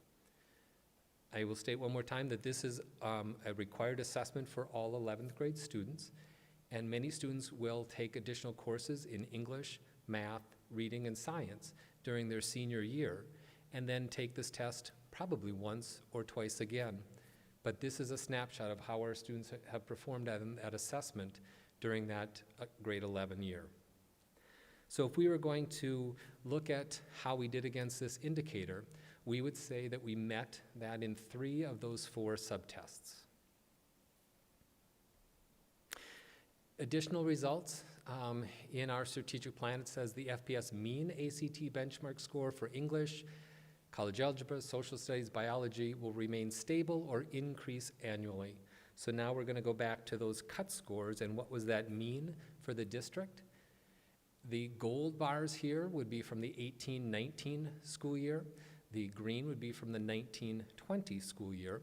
And you can see in most of those areas, we have made that increase year to date in the area of English, math, reading, science, and so on. The one area that we would say that we did not meet that part of that goal was the area of science, and it's a 0.1 difference between how we did 2 years ago to how we did 1 year ago. So if we look at that additional result, we would say we would meet that in 4 of those 5 subtests. How do we use this information? And I think really the heart of that is our teachers during their professional learning community time look at the results of not only this assessment, this summative piece, but also the formative assessments that they give during their classrooms each and every day to say, work with my students? How do I help them be as successful as possible? How do I use the assessment to drive the instruction in my classroom? And I think the district and having the opportunity for our professional learning communities across our district is a great gift to both our staff and our students to really help drive and use that data to make decisions on a day-to-day basis. Also then, our teachers are putting in place interventions and other opportunities for students to succeed, and to the point where they are really looking at other ways to engage students to be as successful as possible. So those would be the results that we have for academic performance or student achievement and growth that tie to Strategic Initiative 1. Thank you, Dr. Gross. Questions, starting with Robin? I have two comments and a question. So not all states require ACT and SAT testing, and that was started to be required in North Dakota when the North Dakota Scholarship was tied to it, and that's when the state started paying for the first test. Does anybody remember which year that was? Brian or Jim? Was it? I want to say 3 years ago, but it could have been 4. Okay. And that's when we saw a dramatic drop in the scores because not all students would have taken the ACTs or ACTs in this instance that weren't college bound. So there are many post-secondary institutions right now that are moving towards not requiring these cut scores for entry criteria. You've indicated that FPS or many school districts use these to improve instruction. What do you see as the future for ACTs and SATs? If you're in your crystal ball? I think that's a great question. And really, to me, it's how do we use the information? So for example, on the screen in front of you right now happens to be the standards that are tied to the English language component of that subtest. So what is it that all students should know and be able to do to be successful on that ACT test? And you'll see from this website, it's by those different ranges. We constantly want our students to be and perform at a higher level. So it's the conversations of how does that tie into the North Dakota standards? Because although we give the ACT assessment and they have a set of standards, they're not identical to our state assessments. Now there is a direct connection and a correlation between the two. Both of the two screens that I happen to have pulled up look at the production and distribution and range of writing. They are very similar. So as I look at how do we assess our students in a summative fashion, I think there is value to assessments like this, but I think it's only one piece of the puzzle to say how successful our students are. I think our move towards standards-based assessment and evidence-based grading will give our students even more information and our parents more information around how their students are performing. So if I looked into a crystal ball, I would say that yes, those conversations are going to continue to happen across the country. I do think that probably fewer institutions of higher education may require these in the future and look for other pieces of evidence to say this student is ready, capable, and we want them on our campus. So, two closing comments. In the past, we've looked at portfolios for graduation, and maybe that is something we need. Well, you're smarter than I am with the education component. I would not caution this board, but since we are a state that requires all students to take the ACT, our numbers might be a little lower than some other states that don't. And Superintendent Baszler does a really good job at calibrating our North Dakota cut scores compared to other states. So before we start comparing ourselves to other states, I think we need to do the apples to apples comparison. Thank you. I would wholeheartedly agree. It not only is what is the end result, but what is the total population that have taken the assessment? Is it those who are selecting to take it or the entire population, for example, here of a grade 11? Let's see, Brian, you have a comment, and Dr. Gandhi, did you have one after Brian? Okay. I think it was last year I received an email, I think maybe all of us did, telling about how our scores are flattening and that. And I think after listening to this presentation again and having a couple years on the board, I think the next time that I get an email like that, I'm going to redirect them to you, Dr. Gross, and you can explain the whole process of maybe what's going on and maybe listen to any suggestions they may have that could increase the test scores and the whole process. I want to ask, David, did you have a question also? Okay, David and then Rupak. Dr. Gross, all 11th graders are required to take the test. Are all of their scores used in determining the readiness results numbers here? So the data that I shared with you would be all the students who took that required grade 11 assessment. It does not include if they took it a second time or a third time. It's just that snapshot in time. I'm sorry, does that include the ACT and the work keys? This does not include the work keys. This is just ACT. Thank you. Dr. Gandhi? Yeah, I think this is kind of a conversation we want to continue, because I think even at a board level, we continue in terms of governance, having this conversation about measured accountability and how do we assess the performance of us as a school district.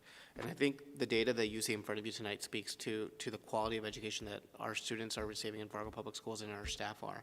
I am never going to be one to put all of my stock into one assessment as the sole point, and I think fundamentally as a district we have to adopt a philosophy that achievement isn't dictated through one point in time. Achievement is a continuum, and that's part of our transition to standards-based learning, because students are going to continue to learn. However, when we do use data to drive instruction, I think the ACT is one of the best data points that we can use working backwards, because that is one of the last assessments students have before their senior year, and it does prepare and show and have a correlation with the benchmark scores to indicate whether or not students can be successful in college or not. And what you've seen continuously, especially in the last 2 years, is a significant jump in our data in both the benchmark scores our students are receiving and outperforming our state as well. And I think that is a tribute to our staff. So if we do need to look at data points to say where are we as a district and where we're performing, I say let's start with the highest standard, and that is the student completion on ACTs, and see that we've been outperforming the state and that our students are growing annually. And I don't think our strategic plan goal, we're going to be able to continue to show growth year after year. I think at some point we're going to have to continue to work to do that, and that's a great goal to have. But we are trending towards becoming that high-performing district, which I think speaks volumes of our staff. Makes sense. Thank you, Dr. Gandhi. Jennifer? Thank you, Rebecca. So Bob, this is all 11th graders, but inclusive within that data are subgroups, correct? And so to Brian's question, this would be an opportunity to identify groups of kiddos that might, something needs to change, whether it's, flattened or declining in terms of results, so that it gave a more clear picture versus just an overall bucket, correct? Yes, so what I shared with you tonight is just the aggregate results. On our strategic plan dashboard, available to the public, is a breakdown of the different subgroups or the different categories in which our students have performed. That is available for everyone on that dashboard. Earlier today, Jim Keel talked a little bit about their school improvement plan at Woodrow Wilson. This set of data and that exact analysis is what's being done at the different building levels to say where are we and what do we need to do differently now or in the future as a summative piece. So I think that is happening, but also is in the classroom using the more formative approach too of what should be different even tomorrow in my classroom. So I think it's a balance of both of those pieces. Robin? Oftentimes we hear public comment about we should be continuing to improve, and I scored a 24 when I was 17. But I think it needs to be said, the questions get harder as the time evolves. And so sometimes those flat scores are just saying, as knowledge grows, those scores are recalculated as well. Sorry, I had to say it. Dr. Gandhi? And I think, Brian and Dr. Gross alluded to some of the transitions from institutions of higher ed about the ACT and SAT and why some of that is. And I think a big piece of that component is also to talk about the equity piece. I think there's a significant amount of research that's coming out that just the way some of these standardized assessments are written, they do have an inherent bias towards students that might be EL students that we talked about earlier, or students with different backgrounds that may not have some of the same cultural exposures that are things that we wouldn't see by just looking at a test question, but that's what some of the research has shown now. That's why historically there's always been a trend of underperformance by some of those marginalized subgroups, which is why some of the universities are trying to tackle that. I can't leave that alone. So this is a great example of socioeconomic inequities, because my kid took the test the first time, and then he wanted to get a better score, so I paid for a second and third test. A lot of our lower income families can't afford that, and so that really does prevent them from entering the post-secondary arena. So I don't know if I agree with the trend, but it makes sense to me for college entry and citizen success. Jennifer? Can I just ask a clarifying question because you brought it up? Wouldn't the test be free based on, Only number one, so the retakes no matter what? Okay. cost. Yep. Correct.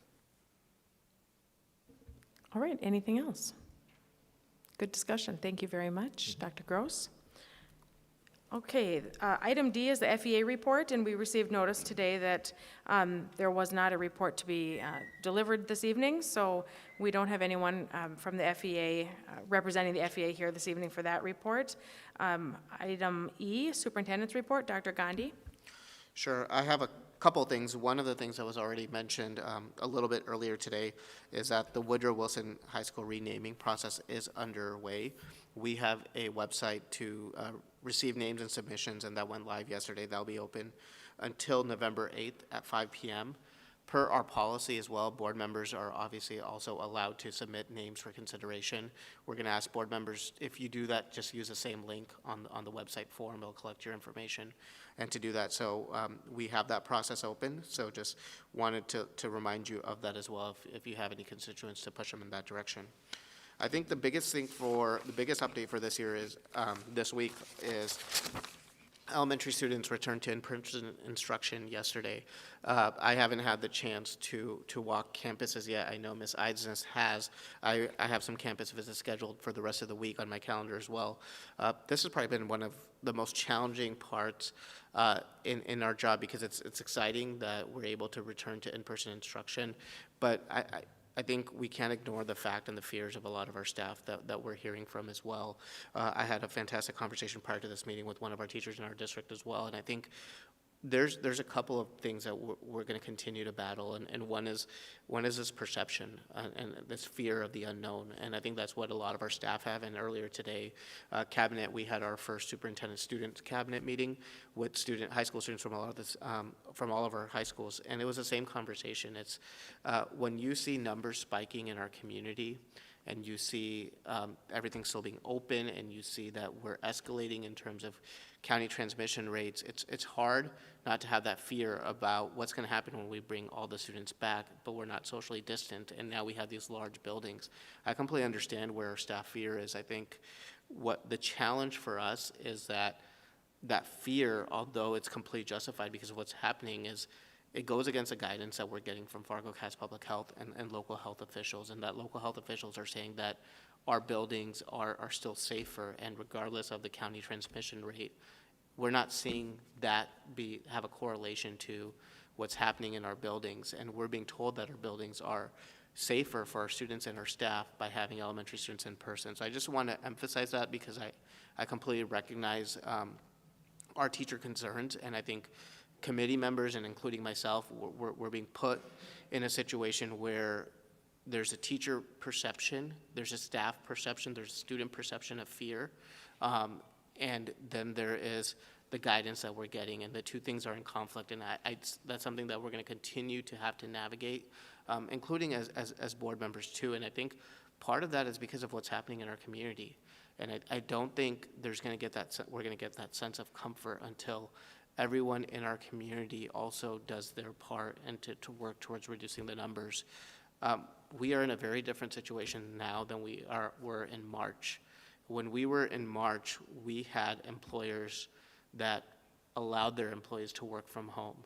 We had community businesses that were slowed down, and we were able to do all that, and then we were also able to transition schools to distance learning, as we know.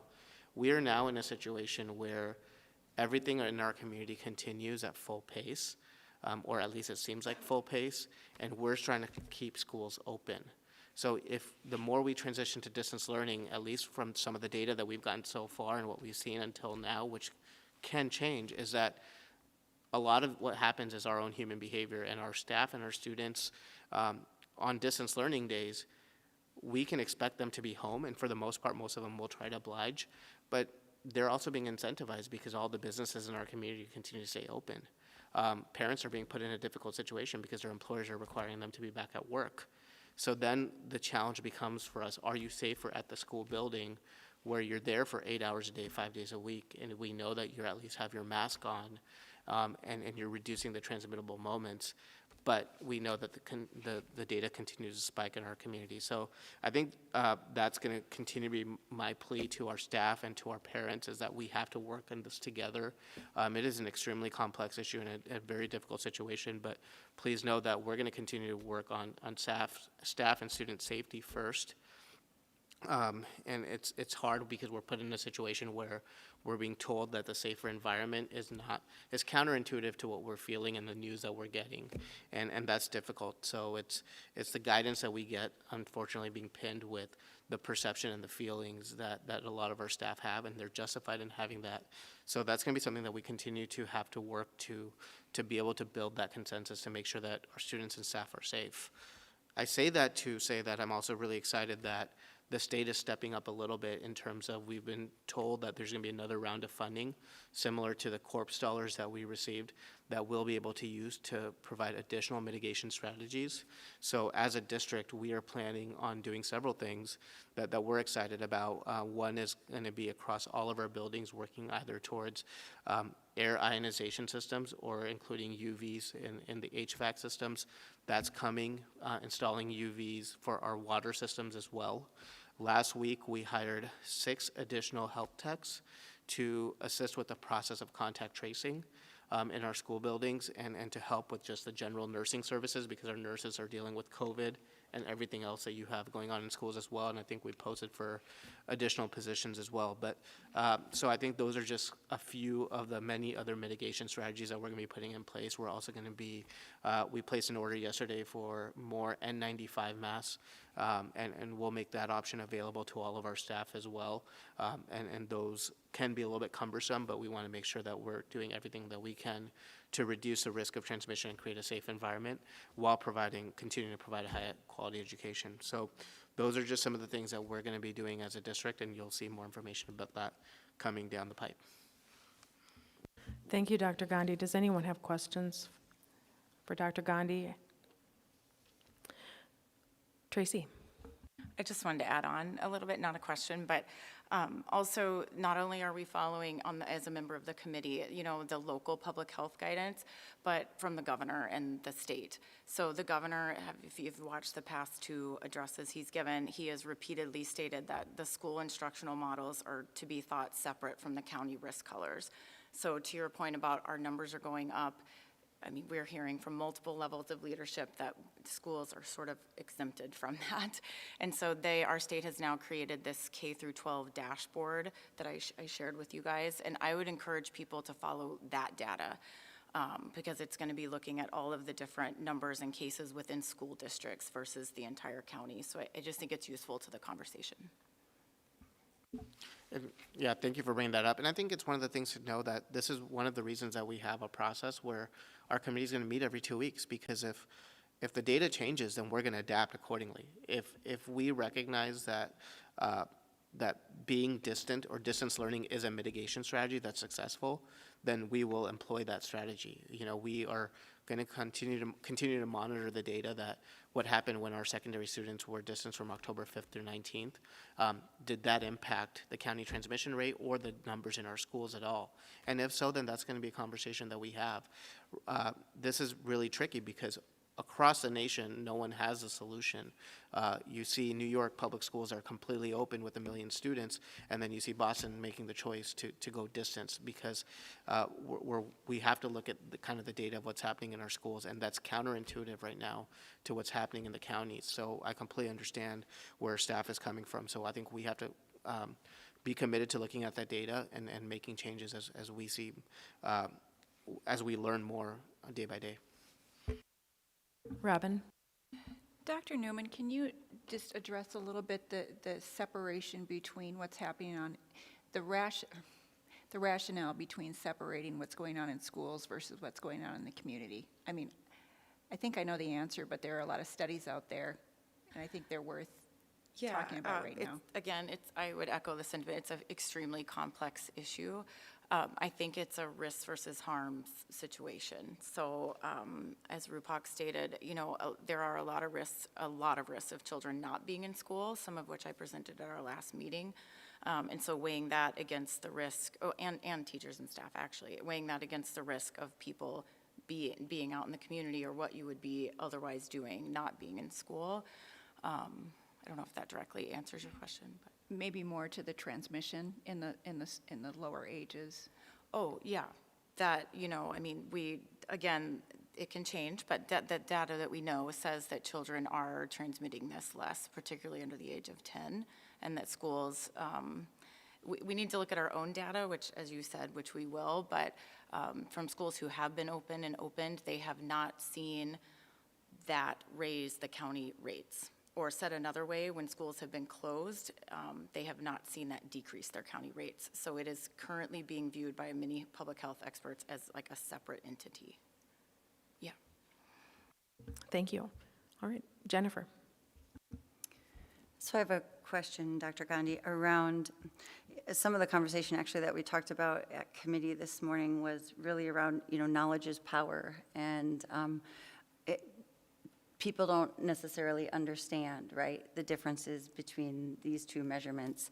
So what opportunities or what maybe could you share with us and the community that the district might be doing or could be doing, whether it's daily briefing sort of style, to help sort of build confidence in staff around this topic?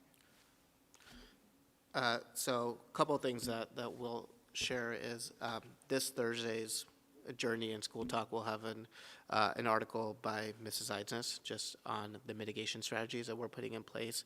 I know board member Dr. Newman is also going to be writing an article for those publications that talk about the decision-making process and talking about the rate of transmission and even going deeper into Reason's Swiss cheese model that she presented at the last board meeting as well. Additionally, our communications team right now is working on creating 1-minute vignettes on different aspects of our district to highlight what we're actually doing and what's happening during this difficult COVID time. I think you guys all saw the one on nutrition services. This week there'll be one on on our athletic department and how student activities are going. There's already one created on safety. And then in a couple of weeks, I will be doing an FPS Learns video on the different mitigation strategies that we're doing as a district. So we are trying to communicate out there, but it's also a little bit different.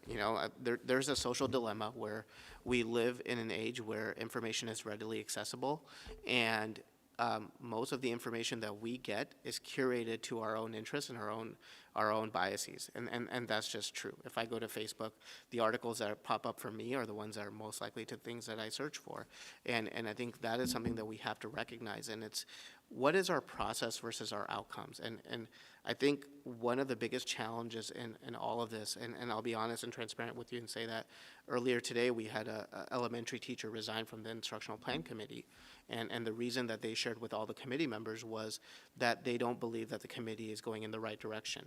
So I agree with the perception and the challenge with the outcomes, but should the role of the committee be to listen to the majority voice and just go off of that perception data? Because if that's the criteria for us making our decision, which I think is extremely important, we would do surveys on our staff and students to make that decision. Or should the role be for the community, for the committee to work with the local health experts and then try to communicate back out? And even if it's a decision you don't agree with, that's a decision the collective group made. And I think I want to continue to emphasize that these are very complex decisions, but please look at our committee meetings. Please, every meeting that we've had is recorded. It's on our instructional plan website. We try to include a summary, so you see the why behind the decisions that we make. If we're being told by public health experts that one thing is safer, but yet the fear and the feeling for everyone else is that it's not, that's the gap that even I'm trying to bridge. But all of those avenues that I just talked about, the 2 articles, the FPS Learns video, and then the short videos that we're going to do are going to be other ways that we're going to try to communicate some of these things as well. Thank you. And I believe we had that thorough conversation at our last board meeting where we landed on really relying on that committee and using the guidance of public health, like we've discussed previously. So I don't see that we're not making any kind of a change. We're not asking you to change course, and we're not asking you to take any new information in or come up with a different way of making decisions. The new information would be, like, as Tracy would say, the evidence-based medicine, like was discussed last time. Certainly take in new data and new information and make decisions accordingly, but don't change the course of action. Okay, if we could take care of the consent agenda, then we'll take a break. So is there a motion for approval of the consent agenda? I move approval of the consent agenda as presented with the HR addendum. Second. All right, there's been a motion and a second, and I do have something that I would like to address on item B, the minutes of the October 13th meeting. I just noticed, I think there's one line, it's on page 4, line 6 on page 4. I believe the statement, that line I think needs to be rewritten. I believe that line should read, bringing all elementary school students back for face-to-face instruction will provide challenges to social distancing of 6 feet at all times. I just think that there was a language mishap there. So if you're okay with that change, we'll all vote in favor of the consent agenda, saying yes. Yes. Yes. Opposed, same sign. All right, motion passes. Let's try to take a 10-minute break, and then we'll come back and get into the business section. Thank you.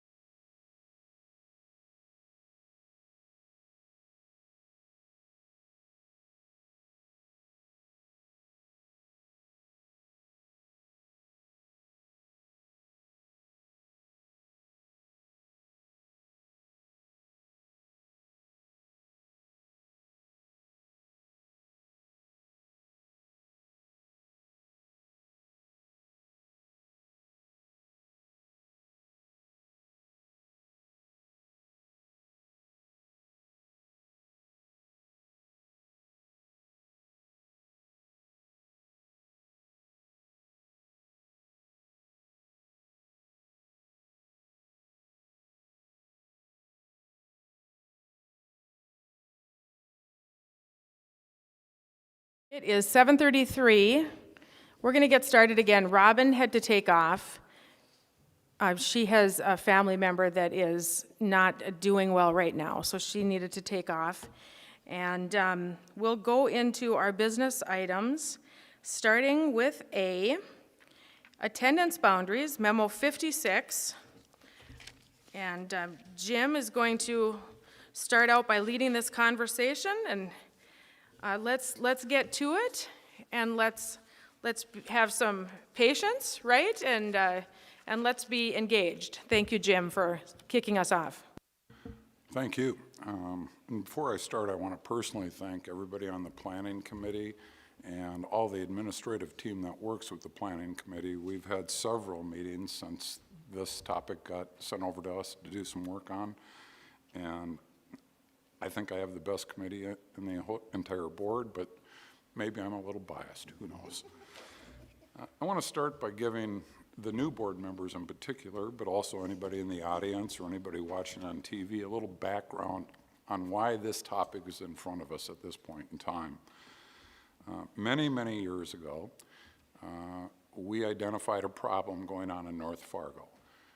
The current boundaries that we had that fed Ben Franklin and North saw declining enrollment numbers of our students, in particular at North, which was concerning that if it got too low, we would have challenges offering a rich curriculum that we do at all three of our comprehensive high schools currently.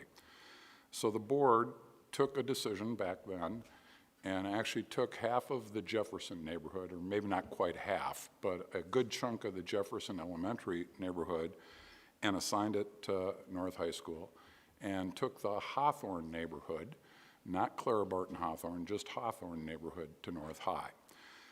And that was to really stabilize the numbers up on the north side of town.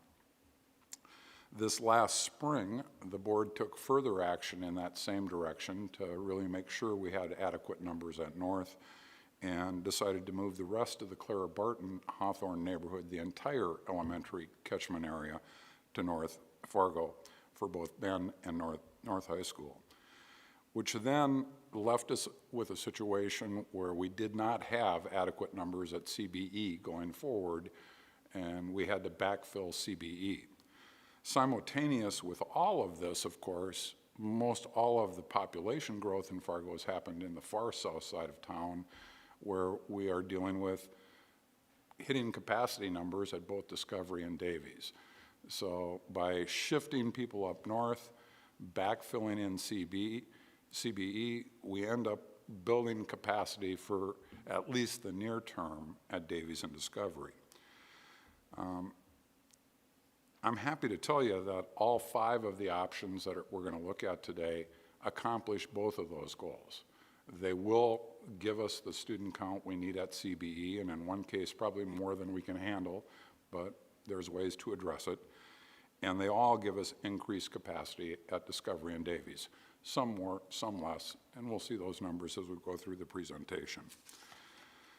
There were actually 12 plans that were analyzed or submitted to Dr. Gross to build maps out for us. And those 12 plans got separated into 4 categories. Earlier today, you heard from a member of the community talk about Plan A being the 9th ranked plan. That's not quite the way this worked. We grouped into these 4 categories plans that were strictly focused on backfilling CBE, plans that really backfilled our north side secondaries, true feeder systems, and a couple that couldn't fit into any of the above, so we called them hybrid approaches. Just for reference point, Plan A, and I'll come to a moment in time when we get to it as to why it was added, was actually the 2nd highest ranked choice when it came to backfill north side secondaries. And Plan I was the number 1 choice. So 4 different categories that we looked at. We then individually ranked these as planning committee members based upon the guiding principles that are included in the long-range facility plan. And I just want to briefly review those. Number 1, provide a quality education for all students. And lots of kind of direction as to what that might mean in the guiding principles: equitable space, resources, and opportunities, strive for equitable numbers of students per classroom, and strive for a balanced socioeconomic mix in secondary areas, secondary buildings. Make the best use of tax dollars. Now, this is kind of a subjective term, best use, because we could look at it from an operating budget perspective. We could also look at it from a capital cost perspective, brick and mortar. Wisest isn't always necessarily the lowest cost option. For instance, we long ago in this community heard loud and often that people value their neighborhood schools. So we have lots of smaller size elementaries throughout our town that aren't perhaps the most efficient model, but certainly the most effective in supporting those neighborhoods and the students in those neighborhoods. So best use is a subjective term. Each of us will have our own perception of what that might mean. Set attendance areas to accommodate growth, and as I indicated, all 5 that we're going to look at do give us capacity at Discovery and Davies, some more, some less. And then finally, use natural boundaries whenever possible, and included in that is a statement to consider safe routes when setting attendance areas, which is critical. It's critical for elementary buildings, but it's also something we need to look at for our secondary buildings. That being said, we're a very long and narrow district, and I'll be the first to tell you it is impossible to have a safe route for every high school student to bike or walk to school. It just cannot be done. We have students that live 5 miles south of our nearest secondary building that are in our attachment or our attendance area. We have students up in Riley's Acres that are attending our district. So what we want to do is make sure, number one, we make good decisions on safe routes. Number two, we offer free busing. So at a minimum, there is a safe route for every student to get to school if they choose to take the bus. But nonetheless, it should be considered as we look at these plans. In front of you, in your packet, you not only have this PowerPoint presentation, but you also have in the memo itself maps of the 5 plans and maps of the current middle school and high school attendance areas. I don't have those in the PowerPoint, but you're going to want to probably keep those handy on the side as we go through the PowerPoint, so you can reference to those, and I'll take time when we get to each one of the plans to look at its details, so you can look at both at the map and look at the data. So as we ranked them, and we came up originally with 4 plans, one of the things that became apparent to me when I started putting the data together on the plans is of the 4, only one of them had a positive impact to the socioeconomic mix in our district. The others were either fairly neutral or leaning towards negative. So I brought back to the committee the idea, should we consider Plan D, which was a plan for backfilling CBE, or Plan A, which was a plan for backfilling Northside Elementaries that had a better socioeconomic mix than the plans that we had already selected in those 2 categories. The committee came to consensus to add in Plan A, but chose not to add in Plan D. So the 5 we're going to look at today are Plan H, which backfills CBE. That's really what its purpose and goal is. Plan I and Plan A, which really backfill Northside Elementaries. And I just got to really make sure everybody understands this was a PowerPoint put together by me over the weekend, so any typos, spelling errors, or misstatements up here are strictly my responsibility, not the cabinet, not Anne Marie. She was kind enough to get it so it could be put up on the screen, but I'll take responsibility for all editing mistakes here. Plan E is a true feeder system, or as close to a true feeder system as any of them could be.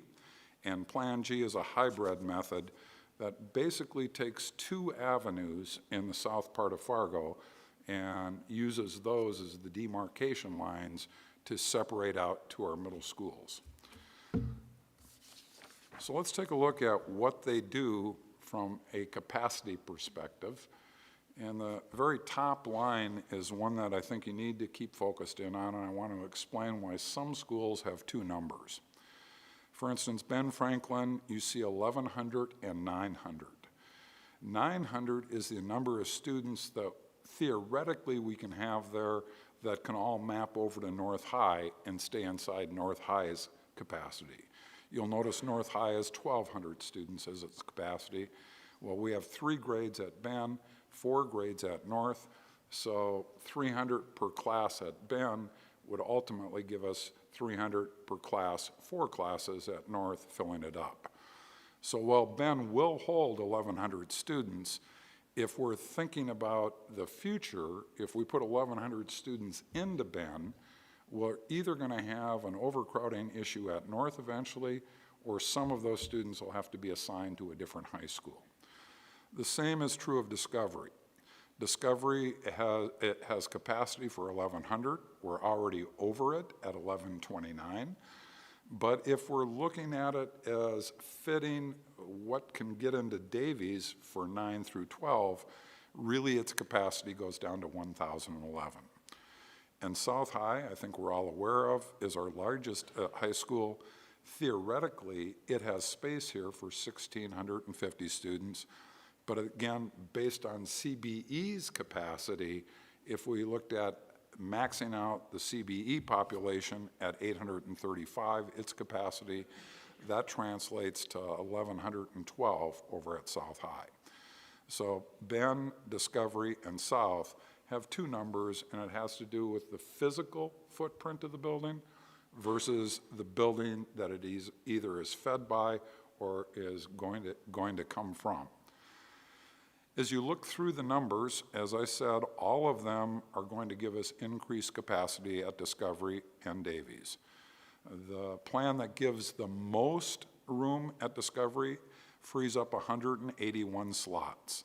The plan that gives the least at Discovery frees up 83. Now that's based upon using the 1,100 number, the maximum that actually fits in that building. If we're going to try to keep it at the 1,011, which then could gravitate over to Davies and not overcrowd it, then we'd drop those numbers down from 83 to 181. Davies gets, at the low end of any of these plans, space for 98 new students, and at the high end, 389. CBE is filled back in with all of these plans, anywhere from an additional 109 students to over 300. There are 3 numbers that are in red on the very bottom line, Plan G. I just want to explain why. It doesn't mean it's a bad plan, but that plan actually lowers the number of students at Ben and North, so it's counterintuitive to the backfill north side, and it actually puts more students at CBE than the building has capacity for. So if we were to go forward with Plan G, it, as you'll see little later in the slides, it'll lead to us no doubt putting an addition onto CBE, and we have a really rough estimate of what that might cost. The next slide looked at socioeconomic impacts, and I know there's been a lot of questions about this, and this was the reason that I actually asked the committee to review 2 more plans to see if either of them were worthy enough of the committee to put them forward to the full board. Hanover Group, which we use for research, did a pretty comprehensive study of the socioeconomic impacts and the research out there. And from that research body, they have come to the conclusion that you never, ever want to have anything in less than, well, I'll say more than 60% of your students being free and reduced. They actually say once you get to 40%, you now have a building that has higher challenges. So between 40 and 60% on free and reduced has a lot to do with the educational outcomes. It isn't just about can we have diversity in our school, it's about educational outcomes. One of the districts that's pretty similar to us in makeup that recognized this issue years and years ago was La Crosse, Wisconsin. And they, by design, decided to socioeconomic integrate all of their secondary buildings. What they discovered is for every 1% increase in the percentage of students that are paying for full price for meals, so not on a free and reduced, every 1% increase in that portion of the student body led to a 0.64% increase in reading and a 0.72% increase in math for students that were in the low income category. So a direct correlation to student outcomes and socioeconomic mix. It isn't just social engineering, it's about what's the best process for education. And interestingly, the same data held true for the middle affluent students. So if you came from a middle class family and you're in a high poverty school, you performed at a lower academic level than if you were in a school that had at least 50% or more that were full pay students, not free and reduced lunch. And again, you can see in red which of these plans actually negatively impacts this percentage. Currently, all of our buildings are tracking between 51 and 79%. So luckily, none of them are below 50. Obviously, if we could have everything above 60, the research would say that's ideal. But, you know, you deal with the populations you have. We're a fairly affluent school district. You can about envision what inner city Chicago looks like when they start looking at free and reduced. We don't have those same challenges, thank goodness. But several of these plans actually give us a higher percentage of free and reduced, and here we're actually reversing it and looking at what's the percentage of students that are on full pay for their meal plan, and you can see the variety of ones that impact different schools. Now, I think it's important to note, for instance, Plan G on CBE takes us to 50%. We're at 51. That's not much of a drop, okay? I don't think the sky is falling here if we ended up with Plan G getting 1 percentage point less of full pay students at CBE. Now, 3 percentage points less at South, that could be beginning to be an issue. Certainly, as we get closer to 40 on any of these, that should be a concern for the board, at least in my opinion. Another set of data we looked at, just because, again, it's available to us, are the percentage of ELL students. And I think one of the audience members that spoke to us referenced the OCR investigation that happened when we opened Davies. They get concerned if there's any, I'll call direct activity or indirect activity that appears to take all of your at-risk students in any category and place them into one building. Obviously, we have a disparity in this number already, and it's primarily based on geography. A lot of our new American families that immigrate into Fargo end up in public housing, and that's controlled by the city where that's located. So we have pockets throughout our community where we have a high incidence of ELL families and students.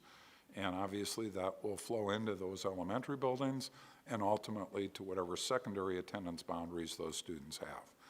And again, you know, if you move from 11% of our students at CBE being ELL to 12%, it's not the end of the world. It's just to indicate this is not a positive movement. It may be neutral or slightly negative, if that makes sense.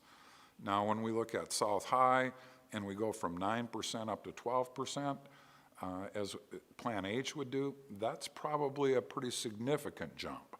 But again, we're talking a small number of students too. You're talking 11% of whatever the ELL population would be at South High. The next data point that we wanted to make sure we had in front of the board was how many students are we immediately impacting? Now, this chart is a little bit misleading in my opinion. There are many families that may have a middle school student that in one of these plans is being moved, But they might also have 4 elementary students that are going to be following that older middle school student, and they too will be reallocated to a different secondary building. This is just looking at the first year of implementation, how many kids are directly impacted. And you see the plan that has the least number of students would be Plan H at 458. The plan that has the most students impacted would be Plan E at 943. Let's talk a little bit about how we looked at additional costs once we had arrived at which plans we were comfortable bringing forward to the board. We then had Dr. Gross and the administration team really look at, okay, what is this going to add to in terms of district expenses? And the primary add is going to be busing. So for each of these plans, you see the number of additional routes that currently Mr. Pinkney, who is the head of our transportation, estimated and gave back to Bob based upon the maps that Bob had presented to him. Those could change a little bit, quite frankly, but we're thinking they're pretty accurate. They could change a lot, and I'll come to this at the very end, based upon us deciding to do some grandfathering. All of this data, everything I'm sharing, assumes no grandfathering. It assumes we'd probably implement these changes in the fall of 2022. It could be earlier, could be later. That's a board decision. But none of them looked at grandfathering, because if we did that, we're probably going to more than double the number of additional routes, would be my estimate. Because we'd have to run the current routes for the students that elected to choose grandfathering. We'd have to have the new route for the students that didn't. So we'd have additional costs if we had grandfathering. Plan G, as I indicated, actually gets us well over capacity at CBE. So we engaged, I'm not sure, I think it was Zerberg, it was some architectural firm, to just really give us a rough ballpark. It appears we could do a 6-classroom addition on the south side of the building. It would be 2 stacked 3 high, so 2 classrooms on each level, so 6 additional classrooms. That was estimated to be $3.2 million. What that doesn't take into consideration is, do we have adequate Phi-Ed areas? Do we have adequate cafeteria space for that many students? So if we go forward with Plan G, if that becomes the board's preference, more work is going to have to be done by the administration and programming-wise to see what else, if anything, would have to be done over at CBE to accommodate that population number. One thing that is not included in these costs, but it certainly is a real cost to our community, is family transportation costs are going to increase for any student that is being moved to a different location that's farther away than their current school they attend, unless that student elects to use busing. You know, obviously, if parents are transporting their kids in the morning and the afternoon, it's going to be more miles for some of them. I have no way of really quantifying that, but I think it's important to keep it in mind. So let's take a look at each of these plans and try to summarize it from our perspective, the data's perspective, what we're seeing. You might at this point in time want to keep the maps and the slide presentation side by side, and I'd even suggest you might want to put some notes on them, because at the end of this presentation, we're going to get an opportunity to individually rank these 5 against each other. That isn't necessarily how we're going to decide what we're going to do, but at least give the board an indication of, okay, which plan or plans does the majority of the board feel best about? So let's look at Plan H. What does it do? It takes all of the kids that are currently in NCLAP and moves them over to CBE and South. It takes all of the kids that currently attend Eagles and moves them to Discovery and Davies. Currently, both of those buildings are split. Some of the students go to CBE and South, some go to Discovery and Davies. So it has a complete flip, all of NCLAP going to CBE and South, Olive Eagles to Discovery and Davies. It would free up 84 slots at Discovery, 100 at Davies. It would increase CBE by 117 students, and South High by 97. A negative, again, how big is up to your own judgment. It increases the percentage of free and reduced at both CBE and South. It increases the percentage of ELL students at CBE and South, and it increases our busing costs by about $60,000, one additional route. It impacts 221 middle school students and 237 high school students. Plan I is probably the most complicated one we're going to see because it has different maps for middle school and high school. So it is really a little more complicated to put your hands around who's moving and where are they moving and when are they moving. Areas west of 25th Street, so right out the parking lot here, a few blocks down, and north of 17th Avenue would be assigned to Ben Franklin. So I call that the Prairie Wood neighborhood. I get the fact Prairie Wood Golf Course is on the south side of 17th Avenue, but everything from 17th Avenue all the way up to Main Avenue, west of 25th Street, would be assigned to Ben Franklin and North High School. Would be assigned to Ben Franklin, not North High School. All of Ed Clapp would be assigned to CBE and South. An additional portion of Eagles would be assigned to CBE, more than currently is, and all of Eagles would go to South. A portion of Centennial would also go to South. And so what are the pluses and minuses here?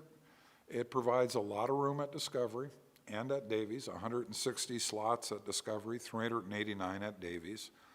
Increases CBE by 109 students, really increases South High by 367, increases the percentage of free and reduced at CBE and South, that's a negative, increases the percentage of ELL at CBE and South, that's a negative, increases our busing costs by $240,000, impacts 275 middle school students and 408 high school students, and I don't know how you measure it, but it splits the middle school students for transition to high school, which I know we've all heard that transition from 8th grade to 9th grade is a critical one to have connections in. Now we're going to be splitting the middle school students up, so I put that down as a negative. Perhaps you won't feel it is. Plan A, which we added after we looked at the original four, and this was one that was one of the higher ranked ones by the task force many years ago.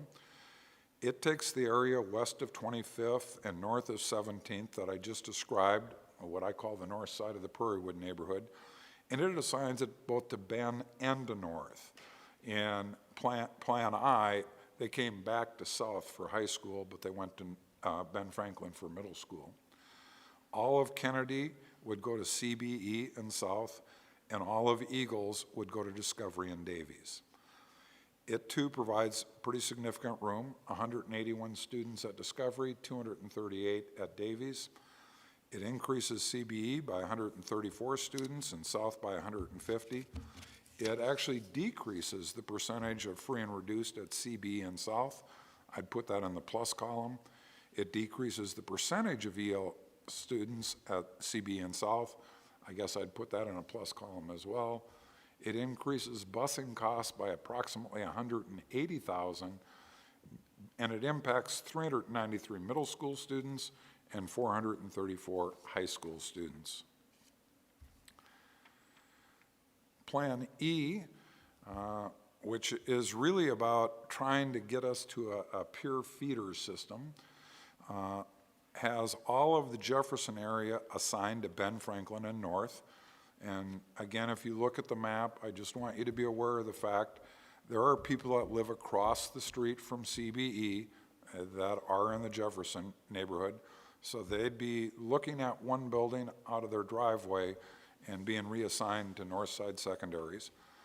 It increases CBE, or excuse me, it first of all frees up space at Discovery for 83 students, 98 at Davies, increases CBE by 124 and South by 101. It decreases the percentage of free and reduced at CBE, that's a plus. It decreases the percentage of EL students at CBE, that's a plus. But it increases the percentage of free and reduced at South, which would be a negative. And it increases busing costs by $180,000. And it will impact the most students of any of our plans, 451 middle school students, 492 high school students. And finally, Plan G, and this was a hybrid plan. We're basically going to take a marker and run it down Fifth Avenue South and take it all the way across the entire district. And anybody that lives north of Fifth Avenue South would attend Ben Franklin and North. All students that are north of 35th Avenue South and south of Fifth Avenue South and east of the Interstate 29 would be assigned to CBE and South. So again, 2 streets that we're going to use as the demarcation points for our secondary buildings. Provides room for 160 students at Discovery, 200 at Davies, increases CBE by 300, puts us over capacity, increases South by 309.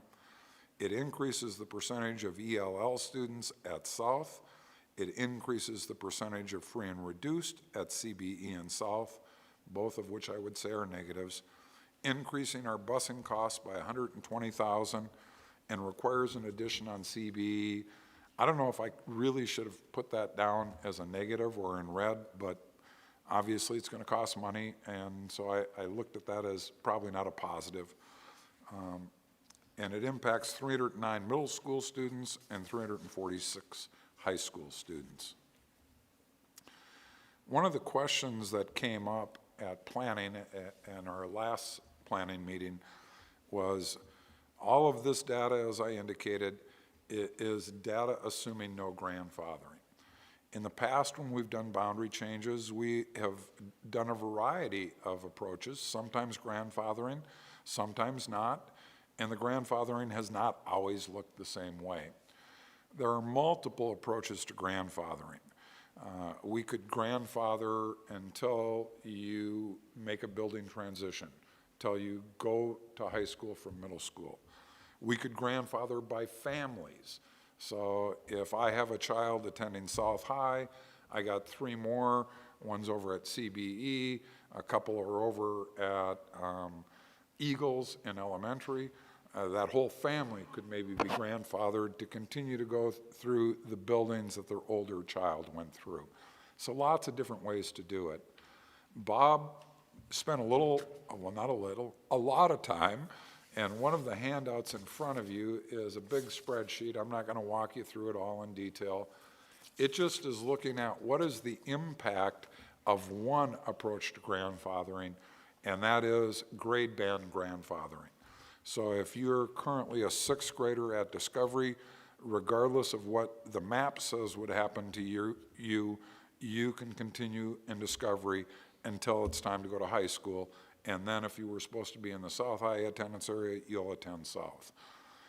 Now, we can try to develop other grandfathering scenarios and get data, but it gets pretty wishy-washy, because without knowing how many people are going to elect the grandfathering option if it's made available, it's really difficult to have hard data. One thing I can guarantee you is any grandfathering approach will delay the increase in available slots at both Davies and Discovery. If we're not going to force families to move when we implement it, then it's going to take longer to get that capacity. That capacity would still come, but it will happen at a slower rate because of the grandfathering. The other thing, as I mentioned earlier, it certainly will result in additional bus routes. Again, I don't know how many. My guess would be you could almost double whatever the number was for whichever of the scenarios you were looking at. Once we've narrowed it down to a plan that the board thinks we want to move forward with, then administration and planning committee will develop the different approaches to grandfathering that could be considered, what we anticipate their impacts would be, and again, that will not be exact science, but we'll try to do the best we can. And quite frankly, I think with Bob's data, we've got pretty good data. It's just not going to be 100% accurate. And bring that back to the board for consideration to determine, do we want a grandfather? And if so, which approach to grandfathering? Last but not least is the last handout is actually our ranking matrix. We discussed this at governance as a tool that could maybe help us focus our conversation on one or two plans, maybe not, who knows. But what I'd like you to do, well, first of all, before we do it, I'm certainly open to any questions anybody has, but just to explain how we're going to use this, Plan H, I'm going to look at it and compare it, in my opinion, to Plan I. And you could look at the two maps, you could look at the individual sheets out of the PowerPoint, and you're going to determine individually which of those two plans do you prefer. If it's an H, you're going to put an H in that block. If it's an I, you're going to put an I in. You're then going to measure Plan H against Plan A, then Plan E, and then Plan D. Then we'll do the same thing with Plan I compared to A, E, and G, A compared to E and G, and E compared to G. So ultimately, we have 10 slots that we're going to be filling in. And from that, we're going to hopefully turn them back over to Anne Marie, who will then collate them and get us the totals. Theoretically, if we all picked the same plan as our favorite against everything, it could have 36 votes, right? Because we've got 8 now because Robin's gone, so I guess it would only have 32 votes at this point in time. Any questions on how the ranking matrix sheet works? Go ahead, Rebecca. I don't have a question on the ranking matrix sheet, but I did notice I think a typo on G, just for the record, I guess, because I believe you said that the boundary is at Fifth Avenue South, which that's what it looks like on the map here in that Hawthorne area, and it says Fifth Avenue North on our handout. So I just thought doesn't? No, it says all students north of Fifth Avenue South. Oh, natural boundary line. So I'm reading that wrong, and a natural boundary at Fifth Avenue North? No, there's no Fifth Avenue North. Maybe I'm looking at it wrong on this map here, on just how it's titled up above there. Well, yeah. Is that it, maybe? I'm not sure on that titling. Okay, I'm looking at something different. Okay, I just wanted to check that out. Just to be clear, it's all the students that live north of Fifth Avenue South. Yep. In Plan G would go to Ben Franklin and North High. Yep, that's what I thought. Okay, no, I'm good on the matrix, though. Thank you. Not a problem. Yes, Jennifer? Can I also clarify, Jim, as part of some of the things that you highlighted on Plan H from my notes from planning, I have it as neutral, but you had it up there as a negative. On Plan H? Mm-hmm. And then also, while you're looking at that, I'm wondering if we can also take this opportunity, if you put together the information around the other guiding principles as each plan stacks up. Sure. About which negative is not a negative here? I can't see her. You said it increases the percentage of free and reduced at CB and South. I have that it's neutral from the committee notes.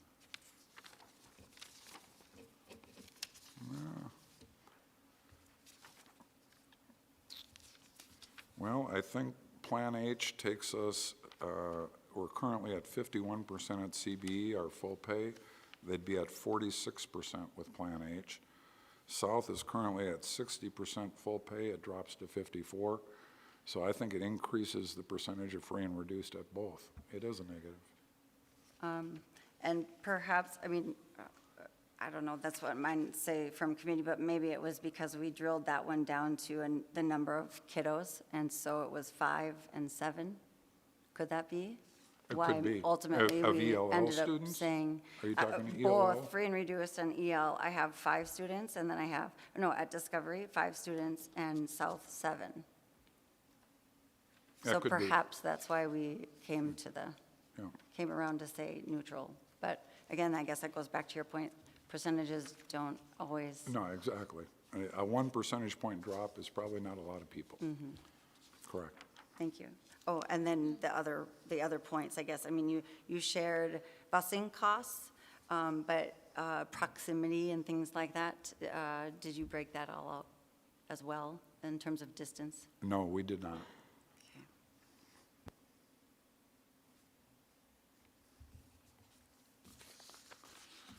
Well, if there are no other questions, I'd recommend we do the matrix and see where that takes us.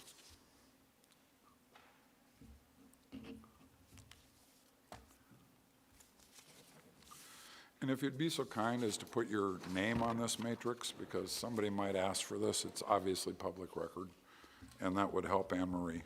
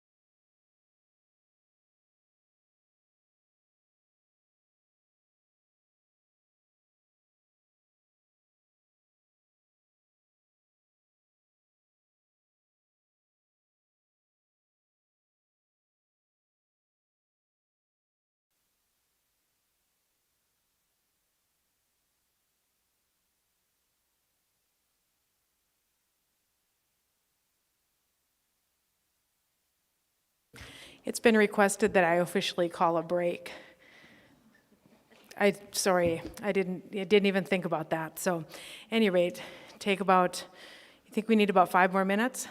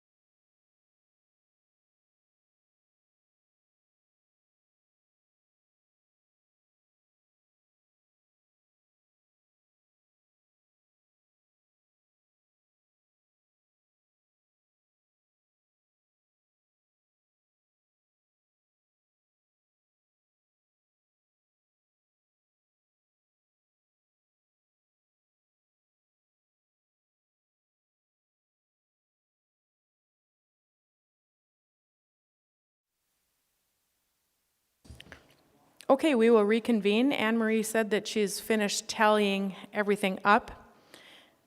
So she's going to read the results to us, and then we'll figure out where we're going after that.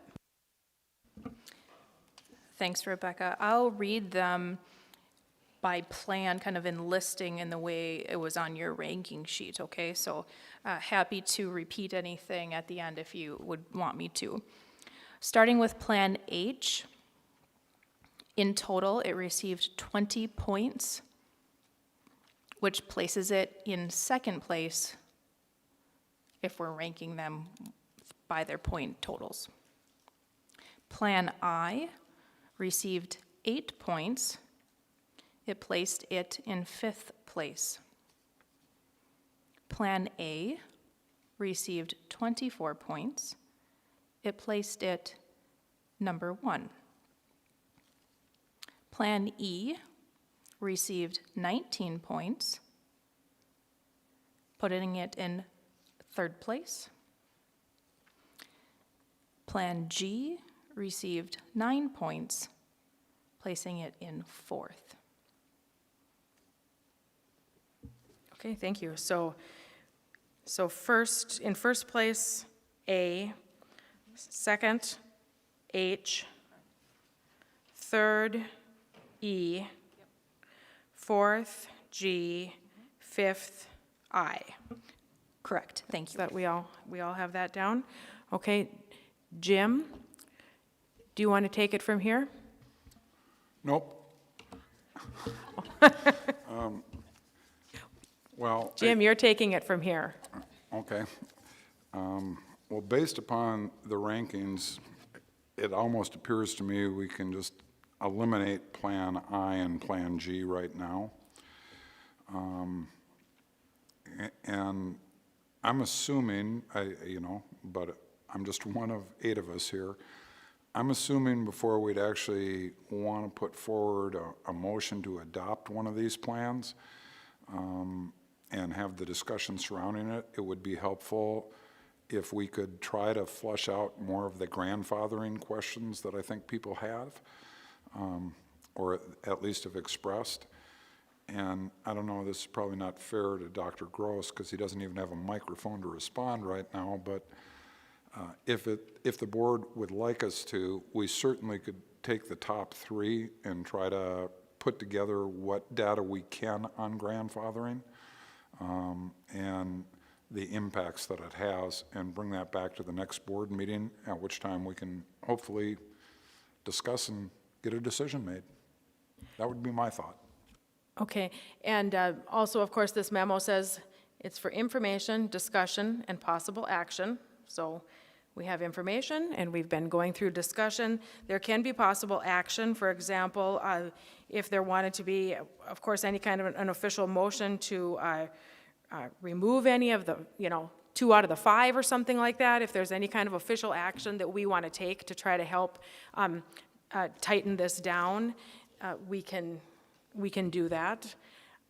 Just letting you all know. We have to figure out, and it seems like there's some consensus here, but I'm just wondering if we want to have anything that's a little bit more official and documented in order for direction to move forward. Jim? Yeah, I'll make a motion that we remove Plan I and Plan G from our consideration. Second.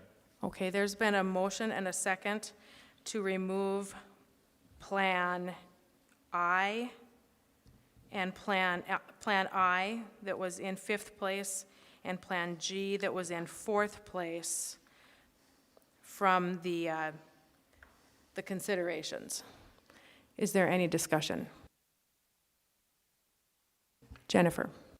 I'd like to make a comment. So when we first went through this at planning and was asked to look at all of, let's see, beginning with 12 plans and rank them, I can't speak for others, but we were able to take them home and sort of dive in and really go through each guiding principle, because much like today, you really only heard about the differences in variations, mostly that were related to socioeconomic numbers and ELL, which it isn't honoring all of our guiding principles. And so when I say I can't speak for other committee members, I spent hours and hours actually doing that analysis, and to ask members that haven't had that same chance, and then to eliminate based on a quick sort of assessment seems like a little premature to me, because there are definitely some benefits that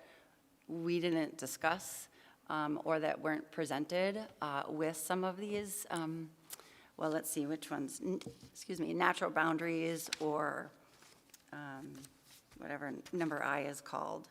And so I think that, again, I think it's premature to consider, because we haven't talked about safe routes to schools. We haven't talked about, where's my little sheet? And again, I do think it's important for people to feel like they have enough time to really dig into the data and let it define the story for them and how they each match up to all of the guiding principles. Thank you, Jennifer. Does anyone else have comments? I have some comments. Does anyone else?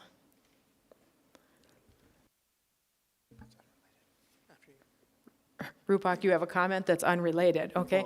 Well, on the topic, but not okay. in response to that. David, I don't disagree with what Jennifer said, but I don't think that we're doing much damage to our further discussions by eliminating G and I simply because of the fact that they got so little support. Rupak. I think my comment is more just a process question for the board. I think we've never taken a board action to eliminate an option, and I think without specifying more context around that, then the implication would be in perpetuity. So I understand this as a process of elimination to get to a board decision, but this is a board action to eliminate an option. So I would just ask for some context, and if the board is going to make a decision this year on boundaries, these options are out of consideration. Maybe that as a motion makes sense for me more in just a process standpoint, because then you're just gonna have a standing action that never in perpetuity will the district ever explore these two options, unless that's the goal of the motion. Jim, do you have any thoughts on that? The goal of the motion was to satisfy the president, who seemed to think I had to make one. Oh, gee. Well, okay, my comments would be, one, no one needs to make a motion. But I am interested in us getting to the point where we can narrow down to make some decisions here. And with I receiving 8 and G receiving 9 and the others at 20 and 24 and 19, there's quite a difference there. And so I guess I would say in terms of researching and thinking about the information, I did that prior to coming to this meeting. So I since the information was put out via public notice, and I observed the planning meetings as well. So I did that ahead of time, and I feel like I did my homework, and I was prepared to rank these tonight. So that would be, those are my comments. Nikki. Sorry, I have a question. When I'm looking at these and I lay them all out side by side, obviously we did our rankings and this figured into my thinking. But if we look at, say, Plan H, and it says provides room for 84 Discovery students and 100 Davie students, do we have any sense of how far that gets us? Does that buy us 2-3 years? Does it buy us 5 years? Go ahead, Jim. I would say it probably buys us 2 to 4 years if things were normal.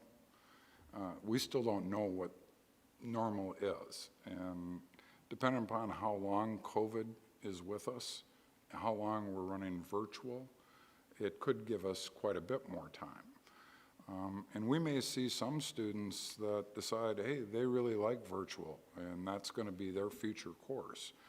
So obviously the ones that create a larger capacity buy us more time, Nikki, but I would say probably 2 to 4 years. And then we're going to have to look at okay, do we put brick on the ground, or are we gonna try and figure out some other solution in the interim? These are all permanent things that don't have to change going forward. Thank you for that, because when I'm looking at the money that's involved, what's all involved with the number of kids that it provides additional room for, I mean, like between H and A, yes, we double the number of students, but we triple the cost. So I'm just processing some of those things. Thank you. Yes, Anne Marie is reminding me that we need to stay on point, that the motion is about removing I and G. So thank you, Anne Marie. Jennifer and then Rupak. So just to throw out some more information, so from planning, I think this was all given to you, but this is from my old packet. The 5 members that rated them from planning had H at the top, 3 of the 5 members, and then I, 3 of the 5 members. And so that's part of my reason for hesitation in terms of elimination. And then there was only 1 member that gave a positive, like a, let's see, a low number to Plan A of 5 members. And so and that's why A fell off. And there is also an 11-point difference between Plan A and Plan I. And yet we're willing to eliminate I, and A was eliminated already and then brought back. So again, it goes back to my point, are we really using all of the guiding principles, or are we using socioeconomics as the only one?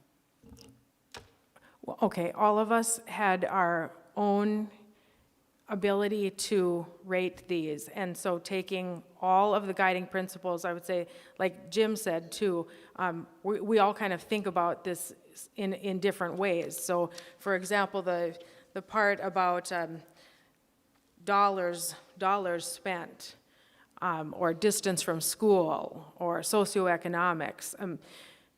There are 8 of us here, and we all probably think about that a little bit differently. It's clear that we don't think about it all exactly the same, because there would be one that like clearly rises to the top. So I think we're all bringing our own thoughts and analysis to this meeting and taking that into consideration for our ranking.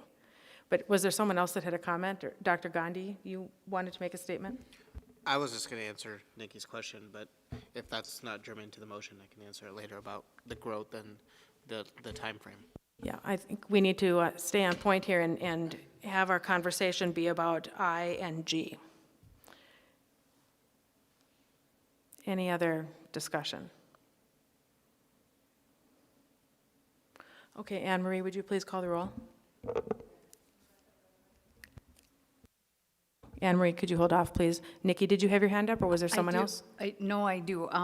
I do have a question as far as, before we eliminate these, do all the paths except for the one allow for children to bike to middle school? Because that was the one thing that we heard a lot about in our emails this week, was access and drivability. Jim? Well, I would tell you technically yes, but how many miles are you talking?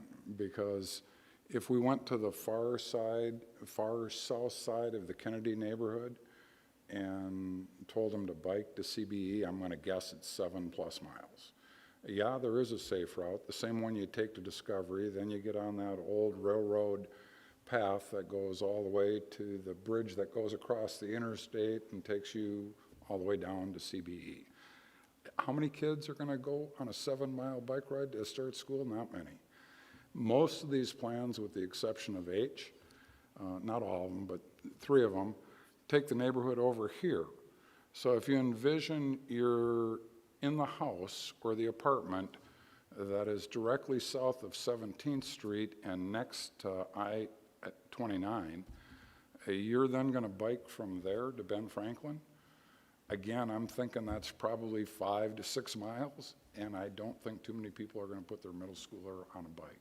Well, and I think that's, to these folks' point, Yeah. is that is problematic. Yeah, well, it is, and it's problematic today. We have kids today that probably can't really bike to their middle school or high school. So again, that's why I said it's very difficult, because we're such a long, narrow district, to have what I'd call a reasonable safe route to school for all secondary students. And let's make sure that we're continuing to talk about the elimination of I and G and factors related to that. Jennifer? And I do think this is related to that because we're talking about the guiding principles and how they apply to G and I and what we would be saying, you know, we're willing to rule out. So to that point, some kids would be more than 10 miles away, and even the kids at 7 miles away would be that is the farthest neighborhood to that middle school than any other neighborhood commutes to school today. So there is not one that's more than 3 miles unless you choose to live out in Riley's Acres or out in the country somewhere. There is not. And so it is an important point. And when you say safe routes to school, there's like a definition of safe routes to school, and it's not 7 miles. And there is a city, we've adopted this plan and accepted this plan, and we are going against this plan if we allow A to rise to the top. There are other, if that's the only factor we're talking about, Kennedy is by far going to be like a big negative in those neighborhoods because they're the farthest. So that doesn't make sense to me that there's still safe routes to school. I don't understand that. And we are definitely increasing our time for families in those neighborhoods. I don't understand how that's not important. So regarding the safe routes to school, and I don't have that pamphlet in front of me right now, but that is something that, we've adopted it as a tool to help guide us. It's not, and we certainly ought to take that into consideration, and we are because we're talking about it here. It also was particularly more in tune to elementary schools. A lot of the guidelines were about walkability and ability to bike. And so it's a tool that we can use. It's not what we have said that we're going to be using as like our number one priority. But that doesn't mean that we need to be talking about safe routes to school, but there are a variety of different ways to get to school safely. Brian? You know, I don't know, but do a lot of kids bike in the wintertime?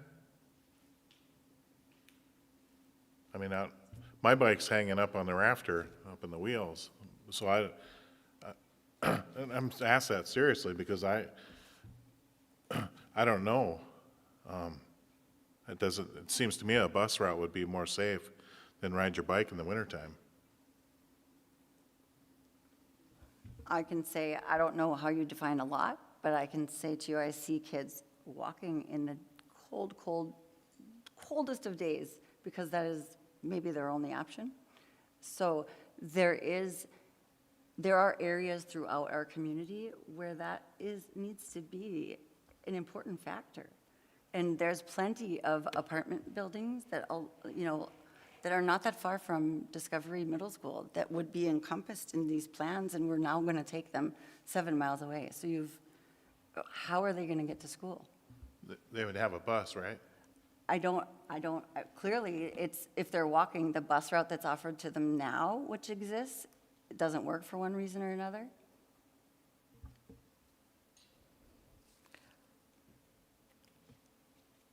Any other discussion or questions? Bless you. Okay, Anne Marie, please call the roll. Holden? Yes. Johnson? Yes. Nelson? Yes. Newman? Yes. Paulson? Yes. Benson? Whoops, no. Gullickson? Yes. Knutson? Yes, motion passes. Okay, so that leaves us with H. Let's see, H had 20 votes at 2. I had 24 votes at 1, or points maybe we should be saying. Not I. A. I'm sorry, A had 24 at 1. E had 19 in third place. So thoughts as far as moving forward on these three plans? David? I think we need numbers on the effect of grandfathering. We've got to look at that, and I think we should continue to examine these three plans. Okay, grandfathering, are there any other thoughts tied to the three plans? And would that go back to planning then? Is that what you would see? Jim, you'd take that? Well, Bob, it hasn't ran away, so yeah, it'll go back to planning, but with Dr. Gross's assistance, I hope. And is there anything else that we think that we need in terms of more information from these three plans that we can think of right now? Okay. Are we fine that there's the consensus that that's the information that we're looking for? No motion needed? Okay. All right, Jim, thank you for walking us through this. We'll look forward to the work that is yet to come.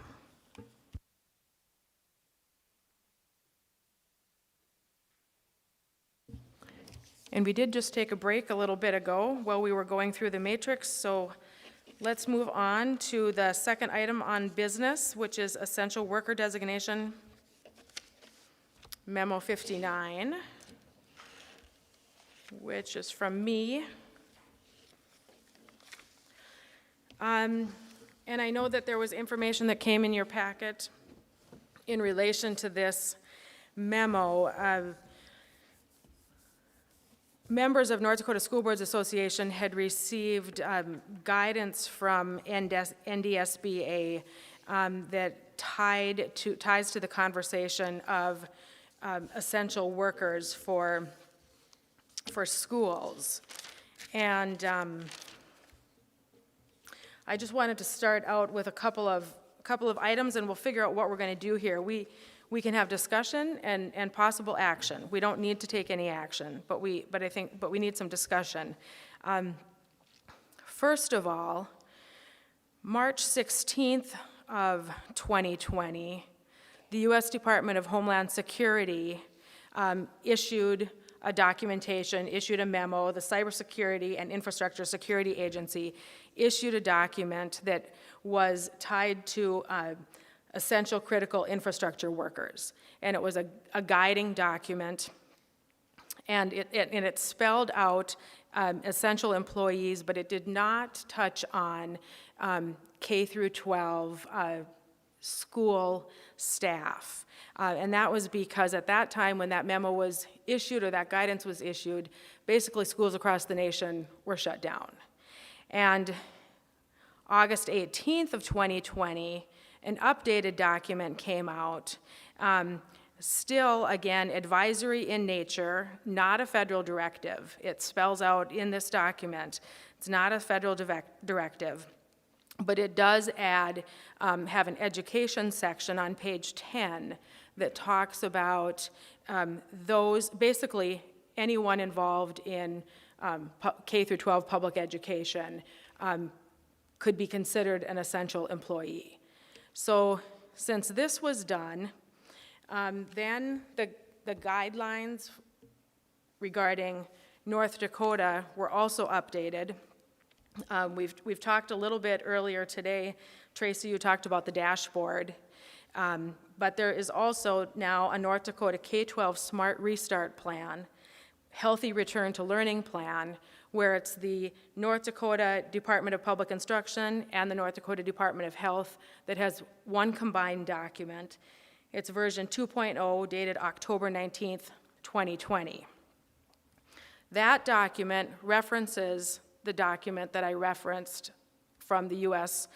Department of Homeland Security, talking about, quoting, quote, education staff are considered essential workers. School boards and superintendents should seek legal counsel to work through essential worker policies for their employees. So because of that happening, North Dakota State School Boards Association issued some guidance, issued some recommendations to school boards asking us to look at our Smart Restart plan, looking at our healthy return to learning plan, and suggesting that we might need to take some action, or we for sure should have some discussion about it. Since that happened, I talked with Amy DeCook at NDSBA yesterday. We also, through administration, so the board through administration, helped with Anne Marie and Dr. Gandhi, visited with Lisa Edison Smith at the Vogel firm to take a look at our plan and the information regarding essential employees, and just kind of trying to get their advice on, do we need to do anything or not? And we received some information back today. I'm going to ask Dr. Gandhi to share a little bit here too. My take on, after us going through this information earlier today, is that we likely don't need to, we're likely not required to take any action, but I'd like us to talk through it and see where we land. So Dr. Gandhi, how about if you take it from here for a little bit, and then we'll see about some questions. Sure. This item was added on the agenda solely because of the guidance that came out from the North Dakota School Boards Association, saying that board members should vote on an essential worker designation, and it should be part of the Smart Restart Plan, and if it's not part of the Smart Restart Plan for a school district, it should be discussed and potential action can be taken at a school board meeting. That did throw us for a loop. So I think when that guidance came out is why we added it to this board meeting agenda, and have been kind of researching this since then. You know, administration, at this point, it would not be our recommendation that the board take this action to the degree that's specified by North Dakota School Boards Association, because what that says is it would allow asymptomatic individuals that have been exposed, and including household contacts, to continue working. I don't think that helps with the mitigation strategies that we're trying to put as a school district. So this is not a recommendation coming from administration. We did think that we had to put it on the agenda because of the guidance that we received from the North Dakota School Boards Association. We do want to be honest. The way that this is presented by NDSBA said that this is a tool that school boards can use when there are significant staffing shortages. As administration, it is our belief that, yeah, we do have some potential concerns for staffing shortages in some of our buildings, and if we have to go to a distance learning environment, we still think that that might be the right thing to do in that time. We don't know if this is necessarily, because this is not a mitigation strategy of individuals that have been exposed, we don't know if this is a tool that we should be using in a shortage of a situation where there's significant shortage of staffing. I think our Smart Restart Plan allows us to work with building principals, and if there's a shortage of staffing that we might need to close a building or go to distance learning for 14 days, that's fine. I think there's a perception out there, and there's a dichotomy that's been created where distance learning is not education. I would disagree. I know that distance learning is extremely hard, and it's a lot of strain on our teachers, but I do think that if we are in a situation where we have to go to distance learning for 2 weeks like we did at the secondary level, our teachers are going to go above and beyond to make sure that they're providing the best education they can for all of our students in that environment. Since the guidance came out from North Dakota School Boards Association, we reached out to Vogel Law Firm.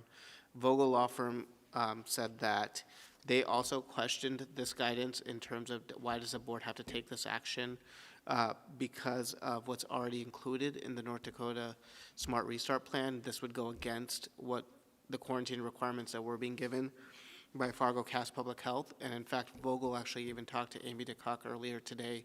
And Amy basically said, you know, this guidance came out, but it is her belief that after this guidance and looking at it further, talking to Vogel, that it would be completely acceptable if school boards just took no action and did not make that designation, which would probably be something personally that would be my recommendation.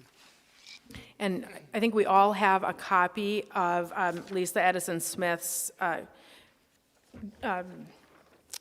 recommendations at our table here, and We did have this brought to governance, we discussed it at governance, and at that time, we thought we better bring it here. But then between that time too, and like today, literally, then the updated October 19th, K through 12 Smart Restart Plan came out. And so there's been a little bit of kind of catch-up needing to take place here. So basically, it seems like Amy from NDSBA is saying there's no required action for us that they see, and the Vogel firm is saying that there's no required action. I guess it's if we feel like there needs to be some action, but I'd like to have some discussion on this. Jim? Well, first of all, I believe every employee of Fargo Public Schools is certainly essential. They're essential with or without COVID. But from my perspective, the definition of an essential worker for COVID is a job that cannot be done remotely. If it can be done remotely, then you can still operate and do that job. I understand that distance learning is by no means as effective as in-classroom instruction. But I would be much more comfortable if we have a teacher, a custodian, a principal, a counselor, a food service worker that tests positive, that's asymptomatic. I would be much more comfortable if they were at home, not exposing additional staff people and/or students. And I get the fact that we're doing everything we can with mitigation strategies. That's the key word, mitigation, not 100%, right? We're going to try and slow it down. This doesn't slow anything down. And I understand in a small district like Hoople, where you can't even find a substitute in your county, that if you don't have a platform for distance education, I think that's where this idea comes from. I don't think it fits Fargo at all. And if we were going to take action on it, I'd be voting against it. Not because I don't believe our staff is essential, because I believe they're precious. Yes, Jennifer and David, did you have your hand up as well? Okay, Jennifer first, please.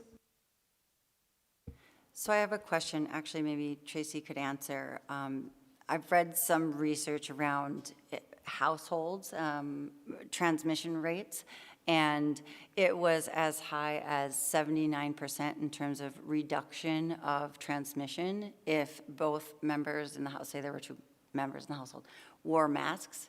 And so to that point, if that is the case, or maybe you can, add something around that piece of information.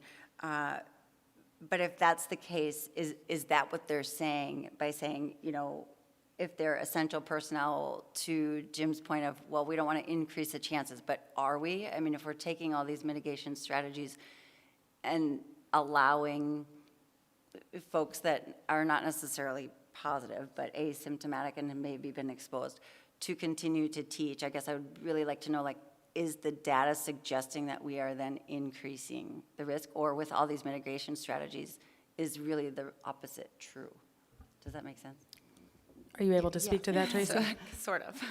I think the answer is there isn't data. So this was actually passed federally in August, and I tried to do a little research. To my knowledge, only 2 states have done this and delegated teachers fully to be essential, and one of them was Tennessee, and I think the other one was Florida. Don't quote me on that, I have it on my phone. But, and so there isn't enough data yet to see, but it has not been taken actions, or it has not been delegated in many other places, I think, to some of the things you spoke to, and that we just maybe don't need to have that here at this point.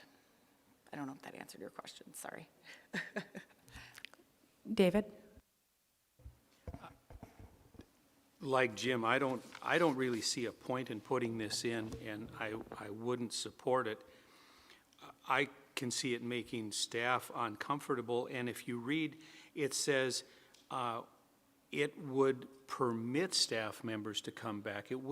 There'd be nothing saying that they would come back. or that they'd want to come back if they'd been exposed.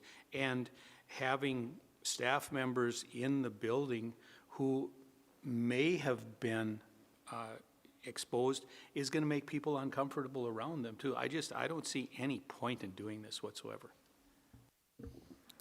Thank you, David, for that. Seth? I'm in agreement with Jim and David too, and it reminds me of what Dr. Gandhi was talking about earlier about people's perceptions or their fears that they're having right now, and how if people that are exposed aren't quarantining and they're coming back and they're teaching and they're serving food or counseling kids, like how can we honestly say that our buildings are safe with that perception of people in our buildings? I feel that kind of goes against what we're trying to do already with mitigation. So like I said, I have to agree with David and Jim too. Thank you for the input, Seth. Tracy? I just wanted to add too that one of the things our COVID committee looks at every 2 weeks is our substitute fill rate and our leave data, our staff leave data. So it is something we're following, and I don't think to now there's a reason to do this. I mean, our numbers have been fairly consistent. Okay, Dr. Gandhi? In agreement with everything that's been said. Just want to go back to the only reason that we would not have asked, and administration would have never put this on the agenda had it not been guidance from NDSBA. And I think the way the guidance came out, saying that if this is not in your plan, your board needs to discuss it and your board needs to potentially take action. We normally try to follow the guidance that we get from our state organizations. Since then, I think they've recognized what that meant and are backtracking a little bit too. But I agree with everything that's been said. We provide distance learning. We have the opportunity to provide education remotely when we need to. Our staff are precious, and we need to make sure that they're safer. So again, this only came because of the NDSBA guidance and the way it was stated. And if there ever became a time where we needed to take some action, we could take action. Does anyone else have any comments? Okay, I'm in agreement with what we have currently right now, a consensus, I guess. Maybe all of us haven't spoken to it, but a majority of us here have spoken to it. And I agree as well. Our staff are very precious. They are essential human beings for our kids to receive the education in their entirety.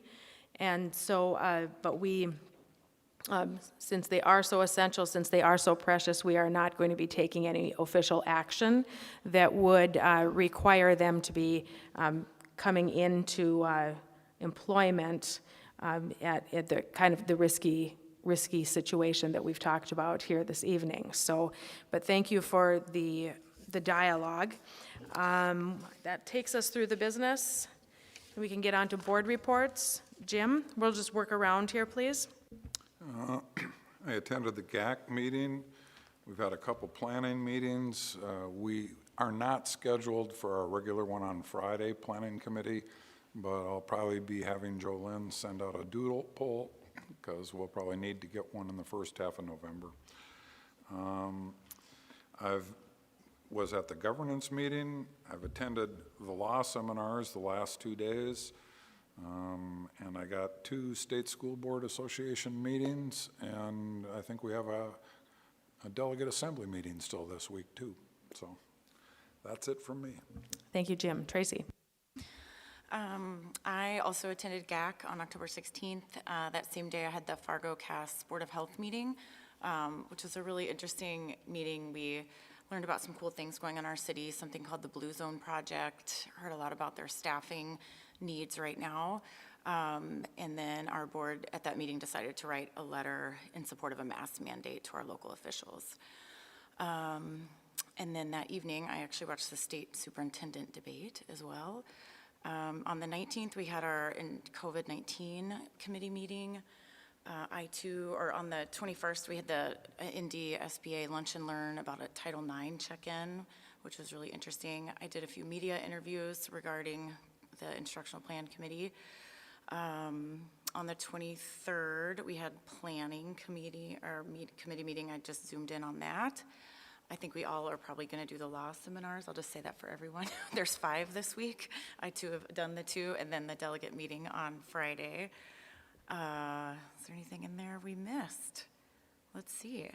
Oh, I did the, is it called GIANT or IDI training as part of Tamara Usselman's intercultural competency program. It was part of her equity and inclusion work. I completed session 1 training of that. I thought that was very cool that you guys opened that up to board members, so thank you for doing that. I learned a lot about myself. Apparently I'm a protagonist and a connector. So if you guys take that, we can talk shop. And then I did some reading about measurable accountability and balancing socioeconomics in schools, knowing this was coming today. Our superintendent set out a few articles that I read, and then I actually read an entire book on integration called Children of the Dream, and I learned a lot, and I would highly recommend it. It talks about the triad of high-quality early childhood education, adequate K through 12 funding, and then integrated schools, and how those 3 things work together. Okay, that's it. Thank you, Tracy. Seth? Just had a planning meeting last Friday and a CEA committee meeting this morning. That's pretty much about it. I have due to my personal life the last 2 weeks, things have been pretty light, so that's all I got. But there are that's a very good item, something to celebrate in your personal life, a birth of a new child, right? Yes. Congratulations. I've been busy trying to increase Northside attendance numbers, so there's that. And I'm just trying to do my part. Nice job with Thank that, you. Seth. All right, Nikki. Thank you. First of all, a committee update from Communications, Engagement, and Advocacy. I am thrilled to say that we have a work plan. And each of you received a copy of this in your handouts. We are, because there isn't a whole lot of history with this committee, we are kind of getting out of the gate and running. Each of the chairs can expect a phone call, text, or email from me to visit a little bit. We're trying to improve the communication coming out from the board, and so we thought it might be nice if we could get each chair to somehow within your committees come up with, it doesn't have to be you, could be someone on your team if you have something that you'd want to share. So we can talk a little more about that.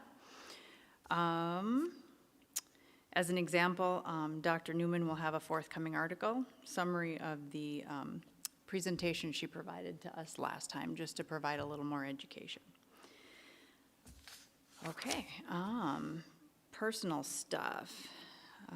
Okay, October 13th, Planning Committee as a guest, School Board new member training, October 14th, Negotiations Committee, District 46 Candidate Forum.